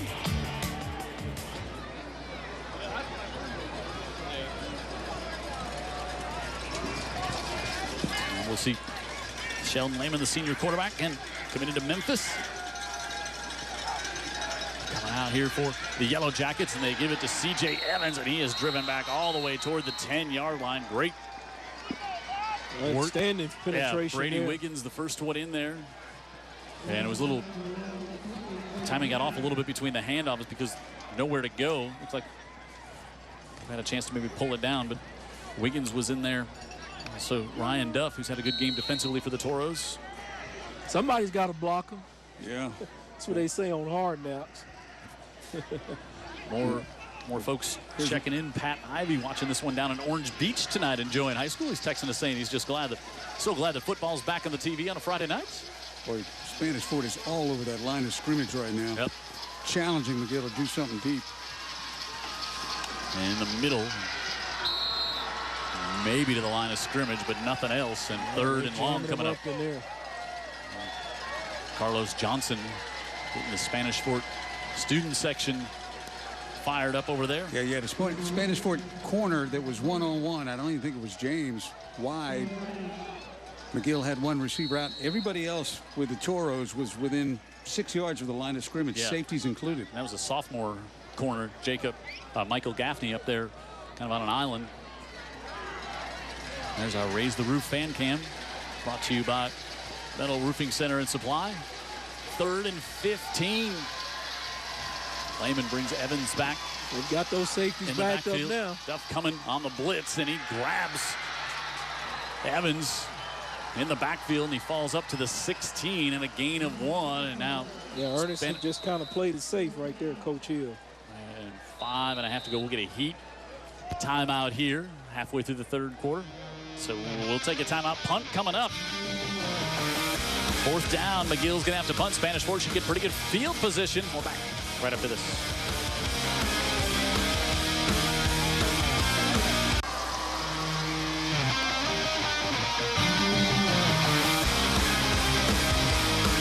Friday Night Football back on UTV 44. Jack Martin, a high punt. They had Adam Drain back there after it. Wow, it takes a big Spanish Fort bounce all the way to 37. So it's only going to be a 22-yard punt. It was high, not super deep, but then it took that big bounce back. So great field position. Hart did. Winningest coach, Felton, Alabama high school football history. Still coaching. Still coaching. It can't be Terry Curtis, can it? There it is. He's third. Terry's third among active coaches. Blackman. Okay. Sorry? Blackman. Ben Blackman. He's a few short. There we go. Has been coaching same school for 41 years. Yes. Buddy Anderson. Wow. Started in 1978. 329 wins, and he's coaching high school football tonight. for Vestavia Hills. Almost could have coached me. He wouldn't have liked it. Give Xavier Love trying to get to the outside. Yeah, Jamie Ruggs is now second among active coaches. Terry Curtis third among active coaches. Yeah, I was thinking Terry, for a long time was an assistant. Yep. So wow, that's quite a statistic. All right, let's go down to Tara. She's got another educator spotlight from Coastal Alabama Community College. Tara. I sure do, Jim. Someone that I love very much, Father Shields. And Father Shields, we have a great football game going right now, but the Yellow Jackets aren't only doing well in football. How are they doing athletically? Oh, we're doing great athletically. The girls volleyball team, we're defending state champion. They're out at the Lone Star volleyball tournament this weekend. They've done real well. They already won 2-1. So we're looking for a great season in volleyball and in cross country and swim and dive. So should be a good fall. Super excited about that. And then, of course, academically, you guys go above and beyond. Talk about the academics here at McGill. We really do. We're waiting to hear our ACT for this year, but last year we had 50 kids score 30 or more. We sent students all over the place, Alabama and Auburn, but also Notre Dame, Vanderbilt, Yale, Stanford. I mean, we're very proud of them. Amazing. Thank you so much, Father Shields. You bet. Thank you. All right. Thanks, Tara. 2nd and 12. And the middle on the keeper to about the 35. Well, Blackman's thinking now with Burkhalter. Buckholder, if you can do what you did last drive, we're going to just go ahead and start calling your number directly. They got great field position to start this drive, so playbook is wide open. Burkhalter becoming, growing up right before us. The potential's there, the athleticism is there. Now he's a transfer in, right? Yes. Did he start at his previous high school? Yeah, was up at Pell City, 3rd and 9. Approaching 4 minutes to go here in the 3rd. Burkhalter has time, steps up in the pocket, look at pressure coming, ball's knocked loose, recovered by the Yellow Jackets. Pressure from the backside. Carson McLean knocked it loose and then recovered by Nick Ruggs. That's what you see. A quarterback that does not have that many snaps, especially with his own team, as opposed to when it's a 7-on-7. Black's ball is motion against them. It's motion against them. They're going to decline. So anyway, I guess what I'm saying, Jim, is in the heat of the battle, just pocket awareness, understanding who's around you. And this is what Ben Blackman was talking about. How will he play with the pads on? And right there, look, the penalty was against Spanish Fort, so McGill will take the football. It's a motion penalty that they'll... But as it was developing, Dan, I like how he was climbing the pocket again and just trying to find a receiver and keeping his eyes downfield. Give Carson McLean fighting through that block because he was blocked on off. On the last play before he... Listen to me, Coach. Yeah, I think the ref didn't know his mic's still open. Okay, he got it now. Good. Go ahead, Jim. Yeah, no, just McLean did a great job to fight through that block and then knock it loose. Big play. Yeah, and you're going to have, that's again a credit to the coaches at McGill. Yeah, they got players that are just going to continue to play, and they're going to play until the whistle blow. You think you have them blocked, but no, they'll get unblocked. But I thought that quarterback was doing a good job trying to find a receiver and keeping his eyes downfield, just climbing the pocket. But like you said, his time ran out. Is Coach Blackman saying if that's illegal motion, you blow the whistle? You blow the whistle? He may have been saying that. I mean, and that should have been, then the play would have been all for naught if he's saying that's an illegal motion. Check out the Spanish Fort defensive line right now. They're coming after you. And the linebackers too, but they're all picked up. Lehman looking for the home run down the field, and he's got it. Dallas Daffin, touchdown, 62 yards. I'll be honest with you, that was the only play that was open. They were all on the line of scrimmage. They send one receiver out. Zero coverage. And you just got a one-on-one. And does Daffin make a little shove here? Yeah, there was a little contact. But he did separate himself. But, earlier we were talking about McGill looking a little bit undermatched. How about Matt Scott? Size-wise. Matt Scott, offensive coordinator. I love, after the turnover, going for the home run after the turnover. While Spanish Fort is still trying to collect their mind and get their head around the play previous, Ernest Hill is like going deep for the big play. Yeah, he's also using some younger guys, and he's using younger guys, and maybe some of the younger guys on this team have some of the better talent. Bay Cummings makes it a 2-score game again, 27-13. And we'll stay here. Dallas Daffin is a junior. I don't think he did a whole lot last year. No. And I think some of McGill's better skilled players are not as experienced And now they're starting to show up a little bit. So after the turnover. But I think the key point is what you made earlier. You know, Hill, knowing the mindset of Spanish Fort, they're still reeling from the turnover and the penalty, trying to collect themselves. But he, you know, on the other side, he's like, hey, let's run a big play. Yeah, they still got their head in the sand. And the defense offered it up. Sure. I mean, they were all along the defensive line. They were not going to give McGill anything to run. And McGill took advantage of it. And the offense wins sometime. I hate to admit it. And again, I'll say Lehman is a big-time quarterback. All right, more of our friends bringing you high school football here this and every Friday night on UTV 44, Coastal Alabama Community College. They bring you our Educator Spotlight each night. You just heard Father Bryce Shields talking down there with Tara, so thanks for the folks at Coastal Alabama Community College being a part of our broadcast again here in 2018. You know, it's a good play to call. It's a perfect play to call. Do you have a wide receiver that can get separation and a quarterback that can get it there in stride? Yep. In this case, McGill does. Little play fake. Lehman sold it. But has Daffin played much wide receiver, or is he just? He's just a young kid. He's just a junior. Oh, okay. He's the backup quarterback as well. Yeah, they were deep. They were deep at wide receiver last year. They have been for a few years. So he's just starting to see the field, and that's my point with McGill. A lot of these guys that maybe started the game are not going to be the guys that end the game. Xavier Love. No, this is Finn Heath. Still on his feet out across the 30 and all the way out to the 35-yard line. Boy, I was thinking ball security right there. You know, he's doing a good job of weaving around, Jim, but kind of saw it getting away from his body in those curves. Yeah, you just worry that a guy's trying to make a play and he's not, you know, concerned enough with holding on to it. Going back that last drive that Spanish Fort had, you know, they had the great field position at the 38 of McGill to start it. After they stoned McGill defensively. And then they get then making a play, McGill forces the turnover. Boy, a lot of big plays. A lot of big plays tonight that have helped define this game offensively. Burkhalter back in under center at his own 35 this time. Speaking of big plays, where's Drain? Now they're going to reverse and pitch it back. Burkhalter now, he wants to go up top. He's got his brother to the near side. And did he stay in bounds? He got 1 foot and they're required to have just one. That's it. He's going to have it at the 46-yard line. Yeah, I think they wanted something more. They got 11, but got a cramp doing it. A lot of razzle-dazzle there. You thought they would be going deep with that, huh? Well, look at that. Yeah, well, they tried to go deep. It just wasn't open. And McGill took it away, right? They took it away. Yeah, the 6'5" safety net's a good one to have. Absolutely. 6'5" safety net that's a ballerina on the sideline. That kid, that's a nice play. And how about the quarterback with all that razzle-dazzle goes to his second read? Mm-hmm. Talking about some coaching. Happens to be his brother.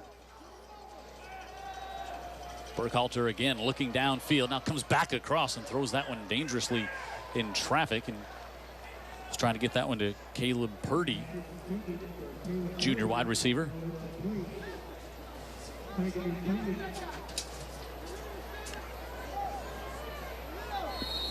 Bring up 2nd and 10 here at the 46 for the Toros.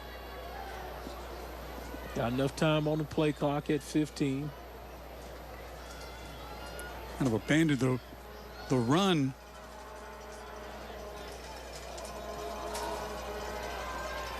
Still plenty of time in the game. 3:19 just in the 3rd quarter. Burkhalter again steps up. Pressure from the backside coming, and he's hit. That one floats up in the air. Intercepted. Got hit just to released it and picked off. Coming up with the interception, Christopher Heights, senior linebacker. And again, pressure from the backside hit the arm of Burkhalter just as he went to fire that one down the middle of the field. And back-to-back turnovers by the Toros here. Let's see. We can see who it is. Garrett Smith. Smith. Again, a lot of hustle out of another kid, right? Lot of effort.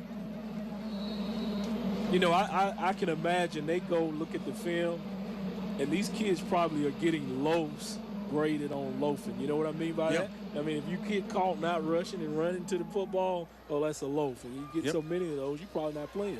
Yeah, not here. Yeah. 3rd turnover for the Toros here tonight, and 2 in the last 2 series. Evans. I'll tell you what, they still don't have C.J. Evans on the ground after the whistle blows. It's funny because McGill has not really been racking up first downs, Jim, and going down the field as much as they've been making big plays. And they're one more big play away from putting Spanish Fort in a lot of trouble. See how the Toros respond here. Well, they're a proud bunch. You know, they're not going to give it into them easy. I can't imagine Spanish Fort doing that, but McGill just seems to find a way to make a play. Lehman looking to do just that. Zings it to the near side. He's got to complete to Bo Hightower up at the 49. Gain of 19. Climbing the tower there to make that play, sure enough. That's a great grab out of the air by Hightower for sure. It's the term that I never heard of 3 years ago, but he high-pointed the ball, right? Look at that. Wow. Had some heat on it as well from Lehman. Defender in a good position, just athletically outplayed. And what I see from Lehman, too, the touchdown pass to Hightower had nothing but touch on it. That one had to be a rope, and it was. He knows how to throw, how to play. Up the near sideline. 51-yard McGill touchdown. Kendall White. Did not protect the edge there. You take the inside, and that's sort of what can happen. Yeah, one block on the outside. These McGill receivers will catch it, and when they're not catching it, if they're told to block, you can see they do a good job of that right here. And just, you know. Yeah, little wide receiver screen there. One block right there. You were talking about big plays in this game. Maybe a little bit of. Suddenly it just. Maybe a wrap, huh? A little bit. Refs didn't call it. It wasn't one, huh? Bay Cummings to try to make it a 3-touchdown lead. And he does just that. So McGill explodes here after Spanish Fort got it within one score. And the Yellow Jackets with two quick ones back on top now, 34-13, their biggest lead of the night. By the way, a clean block.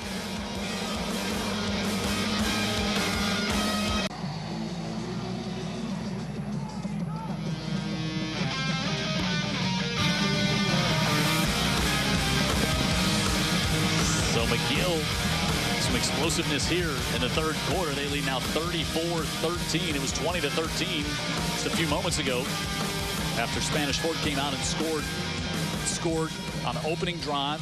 3 and out, had the ball on the McGill-Toolen 38-yard line. Yeah, ready to go in and tie it up, you thought. And now a little pooch kick bounces at the 20, and Finn Heath picks it up, trying to goes from the far hash mark all the way up to the near hash mark and to the 39-yard line. Yeah, boy, look, momentum, such a big part of it. Turnovers just change the flow of this game. Hey, do want to thank Robert and Susan Dorgan, who checked in on Facebook, said they're watching the game. They appreciate watching the game here tonight on UTV 44, so glad to have you tuning in here tonight. Yeah, I mean, there's not... I don't know. It's amazing that the score is what it is, because it's all been turnovers and big plays by McGill on top of a turnover. Yep. And that's how this thing is blown up. I think if you tell Ben Blackman you're coming here and turn the ball over 3 times tonight, he said we don't have a chance. Sure. Well, when you get to 4 as a point of no return. So now Burkhalter gives it off to Xavier Love, and he is wrapped up and driven back. And Christopher Heights, after the interception, still with a lot of momentum, makes the stop there. Let's go down to Tara on the McGill sideline. Tara. You know, guys, frequently when you start to distance yourself from a team like this, sometimes the intensity can settle down. You can make sloppy plays. During the huddle before the defense took the team, Coach Hill had his guys in the huddle and said Spanish Fort is not scoring 20, and they broke and took the field. See if that holds true. Person, after taking the first handoff, Brazil Patrick, his first touch tonight. So you guys usually take it for granted and think it's just coach speak when those coaches say, you know, we got to cut out the turnovers, and the turnovers this, turnovers that. Here it is right before your eyes. Well, it can really, it can just implode your team. This is a great example of that. Absolutely. Amazing the way that McGill has taken advantage of every big turnover with a big play. Now, Toros behind the sticks again on 3rd down with 40 seconds to go in the third and 11. Burkhalter to the near sideline. Gets it with nothing to do over there. Caleb Purdy with the catch, but only picks up a couple, and that'll force the Toros to have to punt. You know, McGill is just not dripping with Division I players. I think that's what's really remarkable, is that this team collectively, defensively especially, Vic, causing these turnovers and making these big stops. A lot of these guys, you got Cox that's going to Tennessee. A lot of these guys are just kids playing football. And they're done after their senior year, right? A lot of them, yeah. But I tell you, it's just indicative of this team that Coach Hill ain't going to let you play if you're not going to hustle. He is not going to let you hustle. You know, it's interesting, Jim. They play if you don't hustle. Well, I'll talk about it after this, but one of his concerns coming into the season, into this game, I'll get to after the break. We're through 34-13 on week 1 of the Andy Citron Injury Attorneys Friday Night Rivals. We're at the Lip, and the home team on top, 34-13.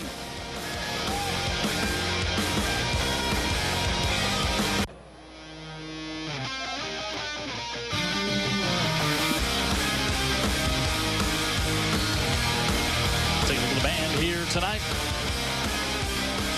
So 4th down punt coming up here for the Toros. Jim Cox, Dan Brennan, Vic Lockett, Terry Reeves on the sideline. Start the 4th quarter, and Ryan Duff with a high punt all the way back to the 18-yard, make the 13-yard line. And as we always like to do here on UTV 44, is we like to recognize not just the great athletes that we see here on the field, but also our scholastic athletes. Christopher Turberville, one of those starters on the offensive line for the Toros, 4.28 GPA. And you can see the great work he's doing there. And he's going to study genetic cancer research at MIT, Yale, or Rhodes. Wow. Okay, yeah. Good, better, great. Yeah. Yeah, what an honor. That young man, what a choose colleges like that. Up the middle, look out. C.J. Evans across midfield. It's a foot race. He's down to the 30, inside the 20, a block, 10, touchdown, 86 yards. C.J. Evans. There's a little bit bobbing and weaving there, huh, Dan? Man, that's it. But again, you win the line of scrimmage, man. And I mean, did he ever get touched? Maybe right by his teammates, slapping him on the back. I'm just saying, in the end zone, saying, good job. He's got some jets. He's got some moves, but watch the hole. I mean, who's there? Nobody. Yeah, they kicked out right there with that guard, and then it was just green grass in front of him, and he gives that little juke right there to make that last defender think about him. And yeah, nobody touched him but his teammates. Man, they were just slapping him on his back, saying, good job. Yeah, how about the hustle by Jordan Mosley, the sophomore wide receiver, all the way down the field, trying to help on that last block inside the 10. He got him in. Yep. Now Cummings for the point after, and the Toros were late getting a man on the field. Well, while we got a second here, I got checking in. My girl Jane Vernell says she loves watching us every chance she gets. I told her she makes me nervous now that I know she's watching. And she said, make sure Dan knows I'm watching him too. Oh, thank you, Jane.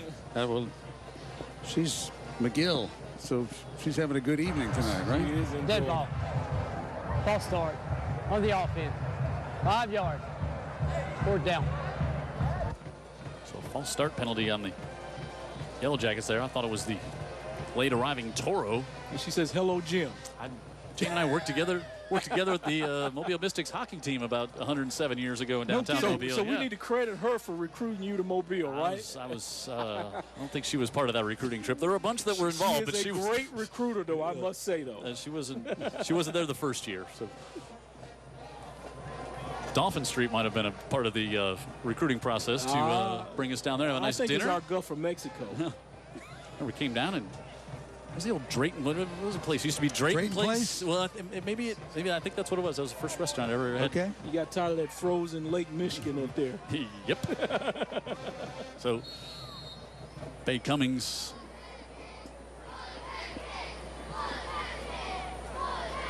On for the PAT. Satterwhite to hold. And this has slipped away rather quickly, huh? Yeah. You guys act like you've never covered a McGill game, I tell you that. Well, let me say this. We've covered plenty of Spanish Fort games, and you're not used to seeing this. 3 scores on 3 successive possessions here for McGill-Toolen, and none of them were clock-eating drives. No, all these big plays, and that one really was rough on Spanish Fort because it just looked like a shot to the gut.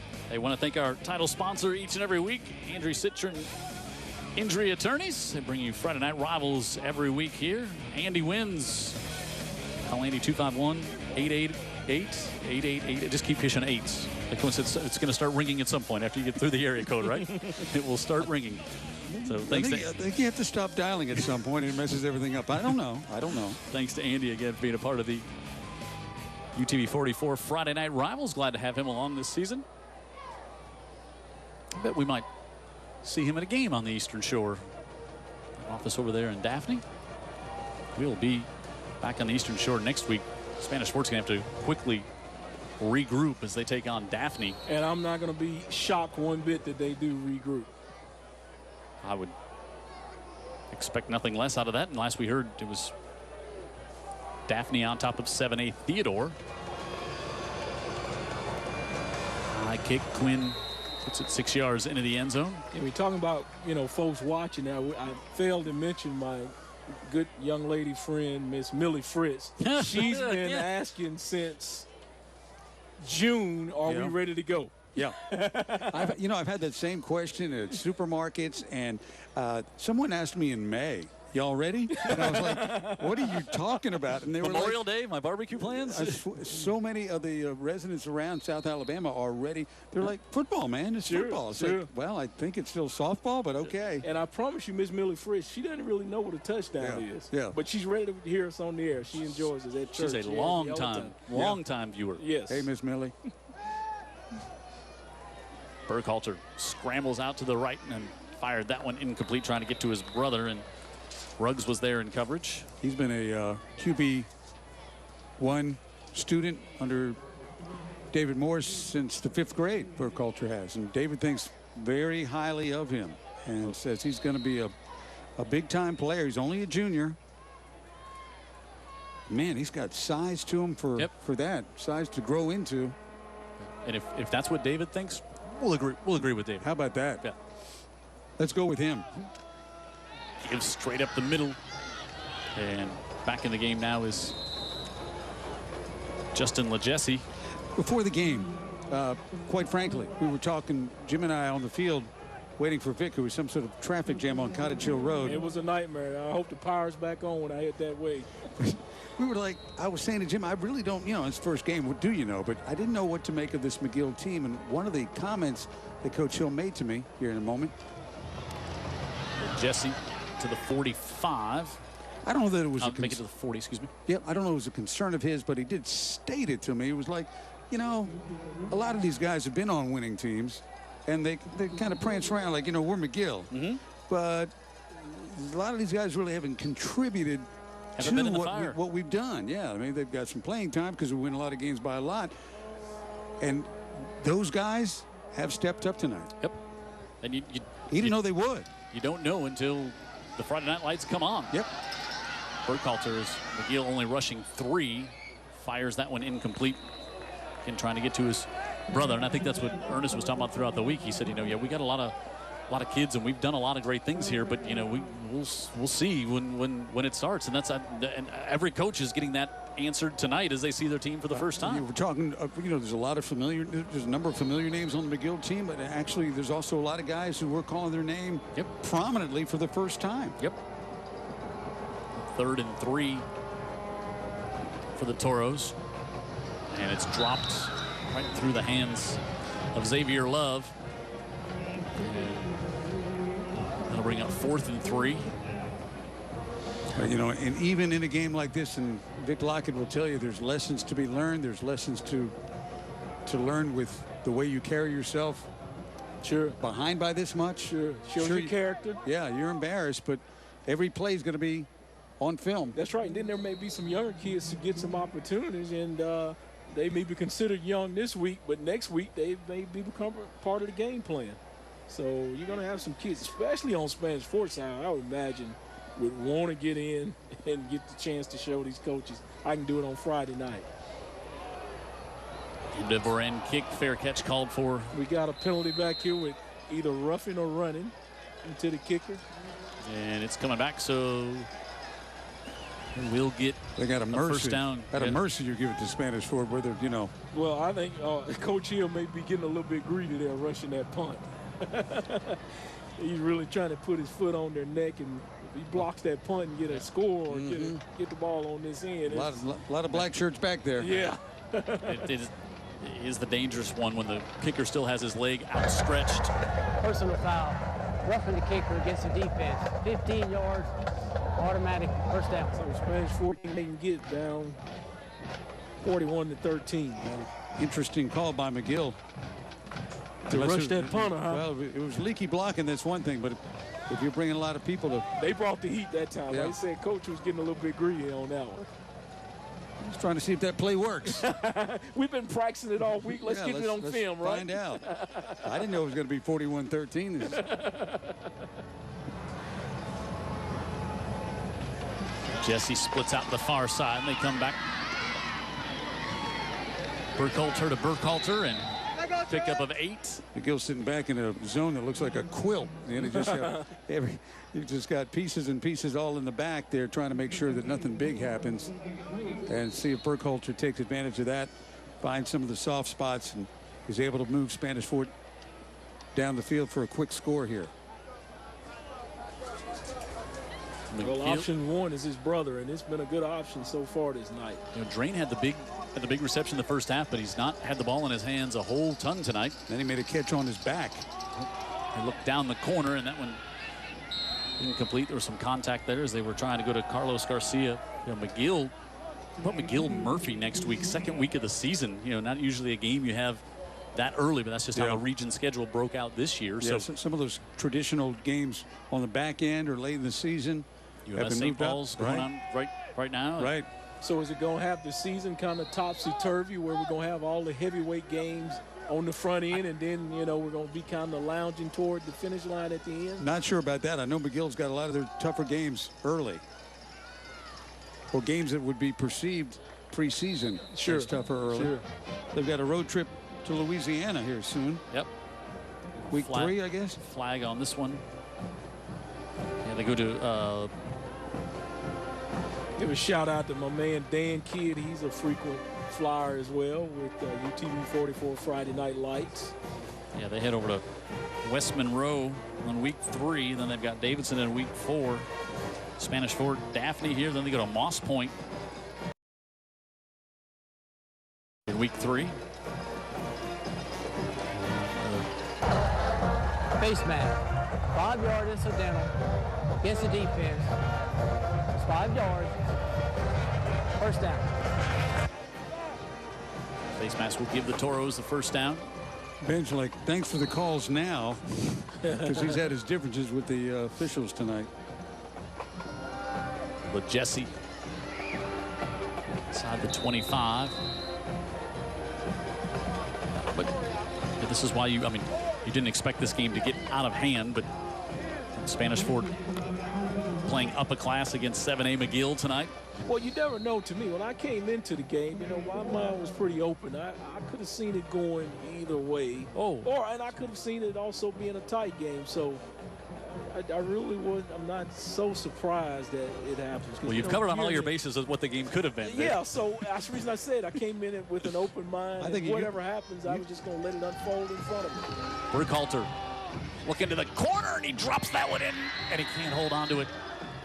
Oh, boy, that was a nice toss from Burkhalter trying to get to Caleb Purdy, and I thought he had the touchdown. Oh, he had it. He did have the touchdown. Yeah, I think Vic Lockett is done for the night. I mean, it gives you a level of enjoying the game and watching it unfold rather than having such a preconceived notion.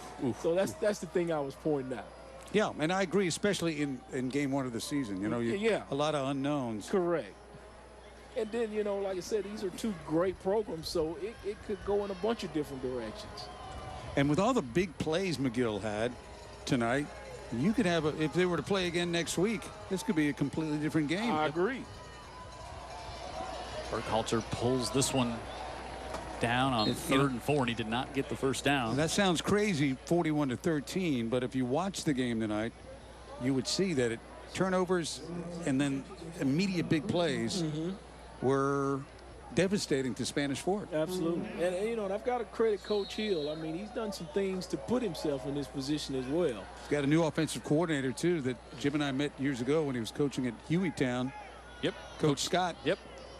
And back when he was handling Jameis. Yes, and he has dialed up some winners tonight.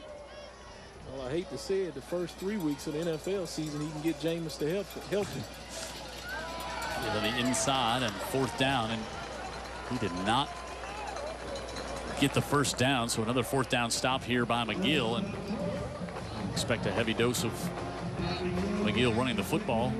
The clock continues to run here on the change of possession even, but you would think McGill now just happy to try to run this one out and use some clock with 7.5 left. So McGill will open up again. It's a non-region game, so it doesn't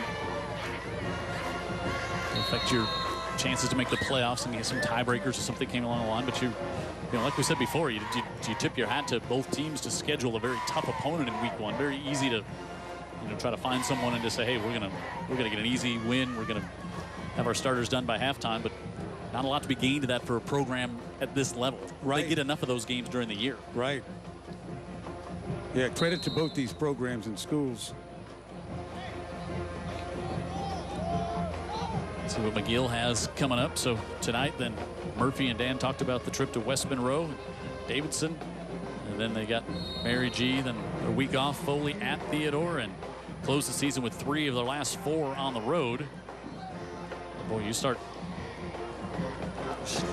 looking at that schedule and you start seeing who's going to stop this region juggernaut here, you know, in 7A for McGill-Toolen. I mean, you just look at what they've done, you know, 20 straight wins, 25 regular season wins going all the way back to 2015. They keep rolling through the region as well. And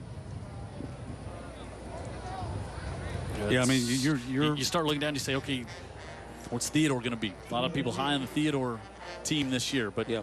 Well, I must say, though, we did start seeing Murphy starting to get their stride and starting to look like a football team. Yep. So that game has the possibility of being competitive. It's a huge rivalry game.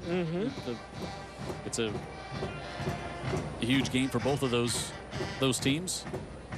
Next week. Yep. Is it at Ladd? It is back. It's here at the Lip. Okay. Back-to-back home games for the defending area champs, huh? 3 times in the 7A state championship game. Of course, they won 1.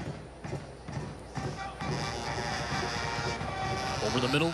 That one tipped in the air and knocked back. Very fortunate for McGill because they had that slot guy. He was going to score a touchdown. Yeah, Ryan Duff. Hands down. Still covered. He was streaking down the field by himself. Grinding away. And sport for Spanish Fort, it was fortunate. What are you saying? Yes. Yeah, got it. So a 3 and out for McGill with 6.5 to go. And I love visiting with Coach Blackman and his staff, and they are passionate and detail-oriented in what they do. And he was talking about trying to get a read on his team. What are we doing wrong? We'll get it tonight. And McGill has given them enough to look at, right? High, short punt. And DJ James takes the fair catch at the 38. No, correct, that was not. They just got a shout from my buddy Dan Terry Ankerson, which I am shocked, being such a big McGill fan, he's not in the stadium, but I guess Ms. Ankerson just told him he had to stay home tonight and watch us. All right, here's what the Toros have. After this, they start region play next week with their big rival, Daphne. Then they're out of the region to take on Moss Point. Robertsdale, they come back over here for BC Rain. And how about this little gauntlet here? St. Paul's, Baldwin County, and Blunt. 3 straight weeks. And then you got Gulf Shores, a program on the rise. Oh, and then you close things out with a road game at Saraland. You know, I think Saraland, talking to Jeff Kelly earlier this summer, he likes his team. We'll see. I mean, this was St. Paul's jumping up to 6A as Burkhalter Wants to throw into some traffic here. He's trying to go up top. Was looking to get McGowan Travis, and he got on top of the corner, but it was just a little bit out of his reach. So yeah, I mean, you know, you got St. Paul's now joining a region that already had Blount, Saraland, Daphne, Baldwin County, a program on the rise, Spanish Fort. I mean, there's going to be a team in there that doesn't make the playoffs. It's a really good football team. That's a bigger traffic jam than Vic was saying he was in earlier today when he showed up a little tardy. Burkhalter completes this one up to the 45, a gain of 6. Carlos Garcia, the sophomore, with a catch there. Vic's congestion may have been imaginary. This, what you're talking about?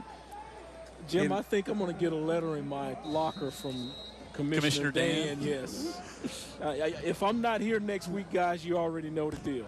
6A is a lot of good programs. They're going to take a heat timeout here with 5:53 left. We'll get Lockett and IV to see if he can make it through the last 5:53, and we'll come back and bring you more here. McGill-Toolen looking impressive.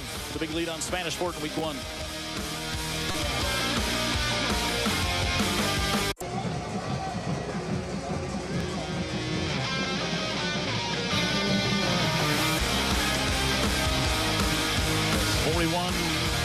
McGill with the lead, 3rd and 5. So raise the roof cam. Tuba Metal Roofing Center and Supply. 3rd and 5, pushing ahead and get the first down. Justin LeJesse. McGill starting to get some fresh players in there defensively. The game was 20-13 McGill. Spanish Fort with the football. Halfway through the 3rd. At the 38-yard line on the McGill side. And then some seismic things happened after that that has led to this.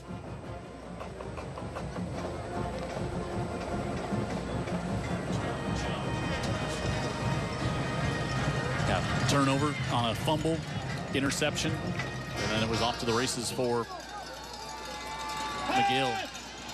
Burkhalter down the middle of the field. That's incomplete. He was trying to go to Purdy, who had the touchdown pass go through his hands just a moment ago. Y'all got that final on St. Paul's and UMS? Share with us, Big Lockett. 10-0. UMS with the win to battle of defending state champions on Old Shell Road there. Yes. And UMS on the road. Courtesy of my good friend Drew Wing. Yeah. Who has a son at Georgia. He does. Yes. Yeah. When you say on the road, that's 1.3 miles. But it's in a hostile stadium to go play in. Mi casa, your casa. Just about. It's separated by, 2 hardware stores. A couple of mansions. You said it, Big Lockett. So big win for UMS. Again, one of the favorites to repeat as state champions. Burkhalter with pressure again, and he'll pick up a couple as he scrambles out of the pocket. Also, Maria Payne checking in on Facebook. She's a big Jacket fan, watching the game here tonight on UTV 44. We appreciate in her a watching losing us. effort, I'm going to tell you, that 16, I think he's got some. And the rest of the folks they're going to play, you're going to see he's going to probably have some pretty good numbers. Yeah, I agree with you. I think he's, I think he's going to have a very good year, and it's his first game, and he's playing. And he's playing a very good team really at good their team. home stadium. Yep. I totally agree. Missing their #1 running back, and Purdy able to go up and gets that one, and that'll be good for the Spanish Fort first down. He can throw the deep out. And if you can throw that, Vic, right? That gives you the mark there. Yep. You can make all the throws. Yep. Because from that point, it's all easier. Made a great throw to the end zone earlier. So that did not. He may have a chance to even play on the next level. No, I think he if does. Those heights are correct. Yeah. I know we like to embellish him a little bit in high school, and the roster we get. ESPN says he's one of the top 300 recruits in the country. Really? Oh, well, that stamps it right there. Burkhalter. McGill just rushing 3, and he'll pull it down. And Now show me a little athleticism there. Right on cue, Buck Haller, as I play you up, brother. Down to 24 for a first down. I see you, 16. Little dead leg action. Yeah. Ben Blackman. Maybe he'll give me a cut when he goes on to the NFL. Huh? But, just like Ben Blackman, just like he's saying, hey, I'm a first-year quarterback here. I got to give him reps. Oh, yeah. Game situation. I got to do what we got to do here. Oh, yeah. So we're inside 4 minutes to go. Burkhalter, and that one incomplete. That'll stop the clock. Yeah, that kind of died on him there. Ooh, easy. Got to the receiver. A lot of competing still going on along the line of scrimmage in the backfield there. And you got a lot of emotion when you've been lining up against the same guys the whole game. And the guys in black have got a big lead. And well, we talked about it. You got to show your class even in a winning or losing effort. And continue the effort. Yeah, and it talks about your character and how you handle losing. They teach a lot of good stuff over at Spanish Fort. They got plenty of good players, and they're going to be a big player in 6A. Yep. 2nd and 10. Burkhalter again scrambles, and that one going to the back of the end zone, incomplete. Bring up 3rd and 10 with 3.5 to go. Again, next week we'll see these same Toros taking on Daphne. Back on the hill. Boy, opening the season with just 2 of the most electrifying venues to come to start watching high school football. Yeah, between McGill-Toolen and Spanish Fort, that is really what high school football along the Gulf Coast in many regards is all about. When you get up at Blunt against a big opponent. Especially last year we had Blunt Viger open it up up there. Oh, it was such a great. big game at to Saraland as well is electrifying. 3rd and 10. Burkhalter again looking for the back, and Purdy was a little turned around on that one. He might have had a chance to pull that one in at the back of the end zone. I thought he was, but then he started to run out of real estate there toward the back of the end zone, so maybe it was a little farther from our vantage point. 4th down coming up for the Toros, and Matt Quinn will come on to try. This one will be a 42-yard attempt. Felt comfortable from this range. Yep. Pre-game when we were talking to Matthew. Luke DeWeese to hold, not a puff of air moving here. Matt Quinn, again, a senior.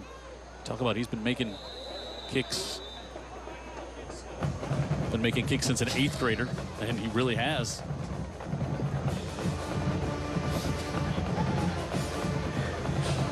Get the timeout. Okay, I thought the timeout would have been on Spanish Fort, but McGill not trying to yield any points. No, we can think about Spanish Fort took the timeout. Yeah, Fort? they didn't have everybody on the field. Yeah, they had personnel issues.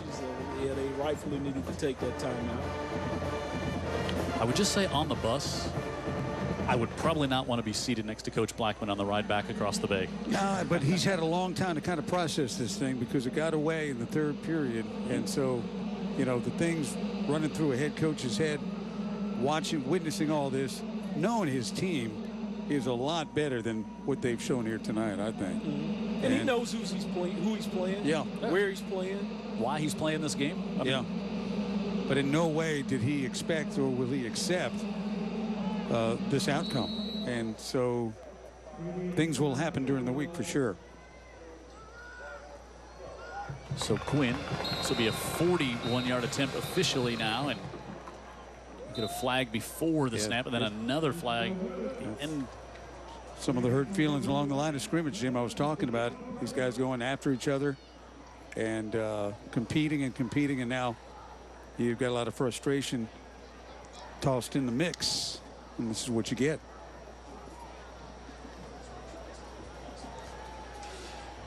So we're waiting to get this one sorted out. Here's the results. We have 2 fouls on the play. Encroachment on the defense is 5 yards. After the whistle is blown, unsportsmanlike against the offense. 15-yard dead ball foul. So a guy jumps, and the guy that gets plowed isn't real pleased, so he retaliates, and McGill gets 5.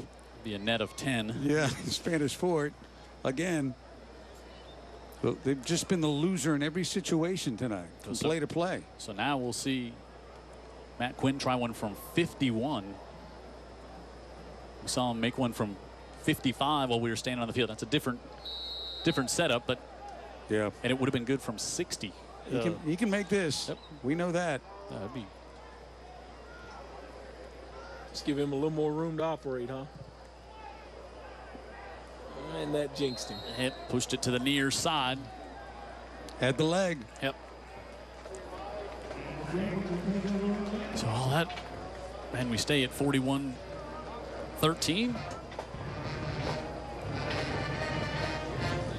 Coach Ben Blackman, a great start he's had. Region champions 2 of the 3 years he's been there. Of course, came there in 2015, his first year there, and went 15-0 and won the state championship. He did. It looks like McGill is emptying out the bench, letting some of the young guys earn the right to play from all the blood, sweat, and tears over the fall camp.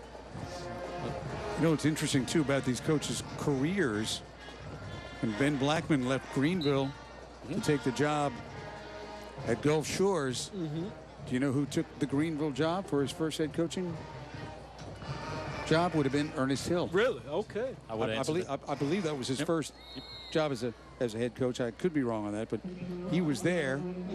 Ernest also spent some time at Spanish Fort as defensive coordinator. I do didn't believe know that. He was. Yep. So it's funny how the coaching carousel seems to go round. Yeah, with a lot of familiar names. And you get in that fraternity. Spencer Arsenault, sophomore quarterback, in now for the Yellow Jackets. It's down to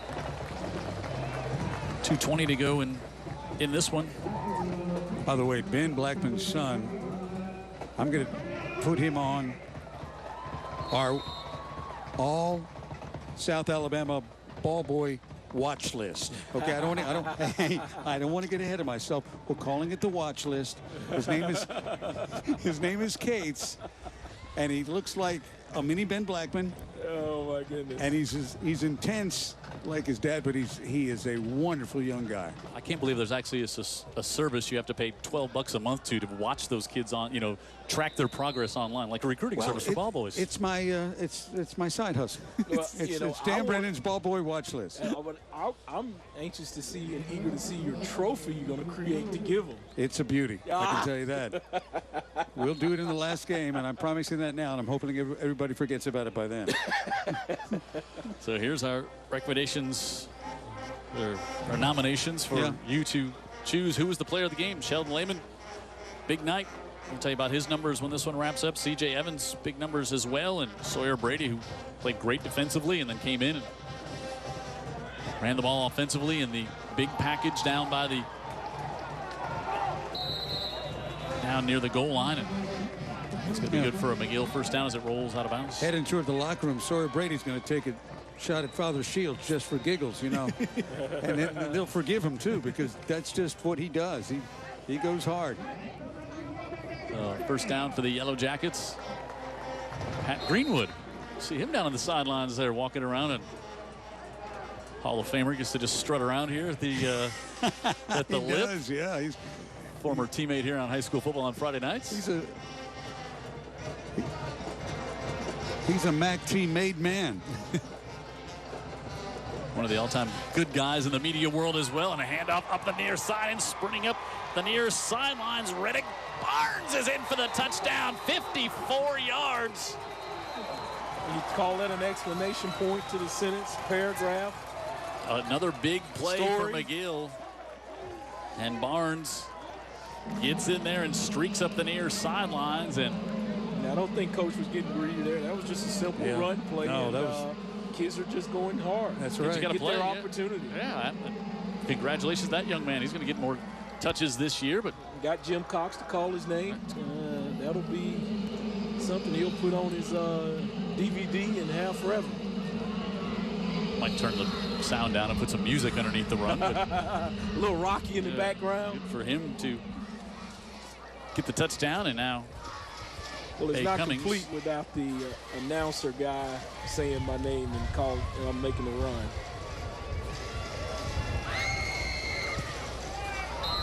Bay Cummings with the PAT with 31 seconds left. And McGill.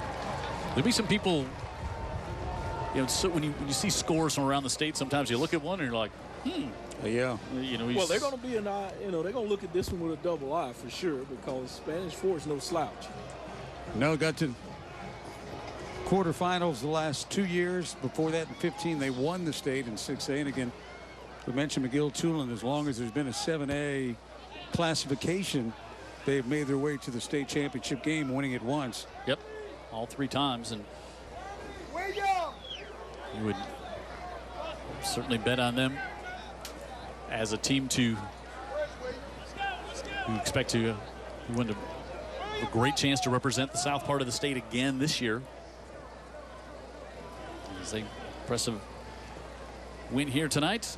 Well, you win a game like this against Spanish Fort in the way you win it, and you really have to ask yourself, obviously it's game 1, but who around here is going to challenge this team? All right, here's another look at our Raise the Roof fan cam brought to you by Metal Roofing Supplies. Well, in the words of the late Dennis Green, we're not going to crown them just yet. Yeah, good point. There's still a season to go. I remember that game very well, actually. Metal Roofing Center and Supply, I should say. Was that against the Bears? That was. I was not aware. But anything could happen along the way through the season. It's a long season. Anything could have happened in this game. McGill they made it happen. Sure. 28 unanswered points after the Toros got this one to within a touchdown and had the ball and had it at the McGill 38-yard line with 21 seconds left here in this one. Now, that said, I'm not going to crown them. If I was a bad man, I would have the chips on their side. Yeah. Excuse me, Father. Yeah. Well, I mean, I think anybody, Shields. no matter what would have happened in this game, I think anybody still, it's such a great program. And just in the time we've been doing high school football, Dan, how this was the McGill. This was not McGill when we started doing games in 2000 here in Mobile. No, this was not the McGill program. But, we had those conversations about how, wow, if McGill dedicated themselves, what might they be? Right. And we have found what they could be. And yeah, one thing that gets my attention about this team tonight and this performance tonight, a lot of the bigger plays were hustle plays. Sure. A lot getting to the quarterback and affecting his throw, causing an interception, causing a fumble. Guys just coming off blocks and playing a little harder than the guy that was trying to block them. And like you said, you look at that, you had that series there. Carson McLean makes the big hit to cause the fumble. He's 6'1", 205. He's just a great hustle high school football player. Yep. Christian Heights has the interception, 5'11", 212. These weren't, it wasn't D1 players making huge plays. All it is just high school kids being great high school football players. A lot of these kids, they're not heading to the SEC network. What they're doing is playing their hearts out for their school on this night. And I think they've graduated from the P word to the D word. They're no longer a program. I think they're the McGill dynasty now. Wow. Safe to say. I was wondering where you're going with that one, Vic Lockett. And, very safe to say. So they're really good. Well, knowing me, it was going to be family oriented. Well, I wasn't saying that, but I was just wondering where the P and the D were going to end up. So certainly not 48-13 our final, and McGill with those big plays turns it around. We'll get Tara. She's going to catch up with Coach Ernest Hill after they go through the. Yeah, we got time to kill here, so I know that we've got some audio, video, and some still photographs of Vic Lockett's pontoon adventure over the. That seemed to have made you all's year, not just tonight, year. I may not hear the end of that till I retire. Pontoon or cartoon. As a boater, nothing makes me feel more confident than when Vic Lockett says, "Yeah, they said if I know how to drive a car, it'd be fine. I could go drive a boat anywhere. Nothing's gonna happen." Oh, well, I knew you are my weekend struggles, Vic Lockett. I knew to stay away from the guys with the big yachts. Didn't come close to those guys. Oh, so and Jim would have been one of those guys. Yeah, that would not. Maybe we're going to stay away from that guy. We got looks like Sheldon Lehman down there with Coach Hill, and now they're coming to catch up with our Tara Reeves down there on the sideline, and victorious Coach Hill, and Tara has caught up with them. Let's go down to Tara. She's got the head coach, Ernest Hill. Coach, your defense was dominant tonight. Not only did they stop the Toros, but they really put your offense in a position to score. How did they do it? Well, you know, just watching film, doing what the coach tells them to do, and running to the football. I'm not too happy with them. We missed a lot of tackles, so we got to get a lot better there. But I thought they played a solid game. And earlier this week, you said you were looking for some people to step up and really take that leadership role over. Did you see anything tonight in terms of that leadership? Well, if you could see me tomorrow after I watch the film, I probably can tell you. I can't really tell you now, but I'm very happy with them right now. We got the W, but I think we still got a lot of things to work on. Congratulations, Coach. Thank you. All right, we're going to step over to senior quarterback Sheldon. Sheldon, it's game one. First of all, congratulations. Now, usually game one, you're trying to learn, make adjustments. I didn't see many mistakes that you made tonight, but what did you take away from this game? I mean, just noticing, like, everything that Coach Scott showed us in the film room is what we've seen tonight. He prepared us, and, you know, as a team, we just went out and done what he told us to do, and I think we just did that. And in your senior season, winning your first game at home, continuing that 26-game home winning streak. Put into words how you feel right now. Oh, it's amazing. It's just amazing to be the McGill-Toolen quarterback. We still got this season, so hopefully we can continue that streak. State championship. And state championship. Congratulations, Sheldon. All right, thanks, Tara. So 48-13, our final score here. Pass along some scores. Vic told you about the big win for UMS, winning 10-0 over St. Paul's. Saraland 41-3 over Andalusia.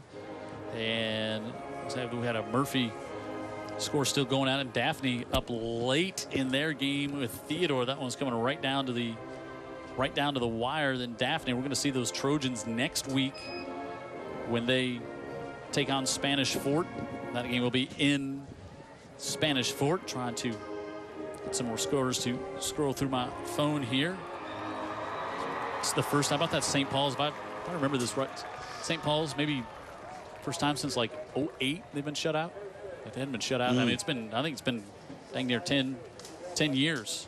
Well, it's been a long time. So if you're rare air for those guys. If you're in extra sweet, if you're UMS, the one that does that. Prattville beat Foley 37-0 tonight. Again, another non-region game taking place down there. But if you're Spanish Fort, you're able to quickly put this one behind you. Vic Lockett, Ben Blackman's going to break down the film. They're going to look things over. Daphne did beat Theodore tonight. Thank you, Angela Kennedy. Give me that quick text and a score update. So are you able to quickly put this one behind you? Absolutely not. I mean, it's the first game, and just like we were talking about at the beginning of the broadcast, you know, this is a measuring stick, and this to see where you are. This isn't one that they just going to say, hey, let's not look at the film, let's just move forward, because it is one of these games. It's the first game, and it's against McGill, and you're trying to see where you are. So they're going to get a lot of points out of this game, and they're going to dwell on it for maybe a day or so, and then they'll move forward. But certainly there's a lot of coaching points that are going to be brought out in this game, even on the winning side. As you heard Coach Hill, he wasn't satisfied. All right, so if you're Spanish, are you happy you're playing probably your biggest rival on the schedule next week in Daphne, right after this one? That's a tough one because, that's a big game over there for those guys. The Battle of Baldwin County is what I like to call it. Daphne just beat 7A Theodore tonight, so they'll be 1-0 coming into that one. So, yeah, you're going to have to, learn from your mistakes really quick, make the corrections, and then look ahead and put it behind you at that point. That could be Tuesday. You know what I love is, and I'll be fascinated by this, and this was so cool about the job that we have. We get to see this team. Yep. Do they bounce back? Sure. Because we know they've got ability. We know that they've got a lot of pride in coaching, and there's a lot of hurt feelings over there right now hopping on the bus. But they've got a chance to play the team that they really want to beat, a region win, the team that is, again, 1.2 miles from their campus, right? Yep. So the way they react and bounce back is going to be very interesting next week, and we get a chance to be there. Well, and I think you have these kids we talked about the bar at Spanish Fort, how high it is, like it is here at McGill. So they expect it. So, you know, they haven't been in a lot of these games. So you would expect they will bounce back. And Murphy, they come back here to the Lip next week to take on McGill. That's the biggest rivalry between those two schools. So week 2 is going to be a big, busy week here on high school football. What a great way to start. And, you know, I think we all caught that and were rather, I don't say amazed by it, but it caught our attention that Coach Hill wasn't really praising his team after this game. Sure, he knows just the first one. Yeah, and that says a lot about his expectations. And like any good coach would say, let me see the film, because I think there's some things we need to work on, even in a 48-13 win over Spanish Fort. McGill gets the win. They're on top at the end of this one, 48-13. So congratulations to the Yellow Jackets. They're 1-0. Spanish Fort 0-1. We'll see them against Daphne next week. I want to thank our entire crew. Great job start the season. A long summer. They were here long hours today to get set up. Jared Kehas and his crew doing a great job. So thanks to Jared, everyone in the truck, David Sharp, our statistician, Tara out on the sidelines, Vic, Dan, and Jim. We're back next week, Spanish Fort and Daphne, here on UTV 44.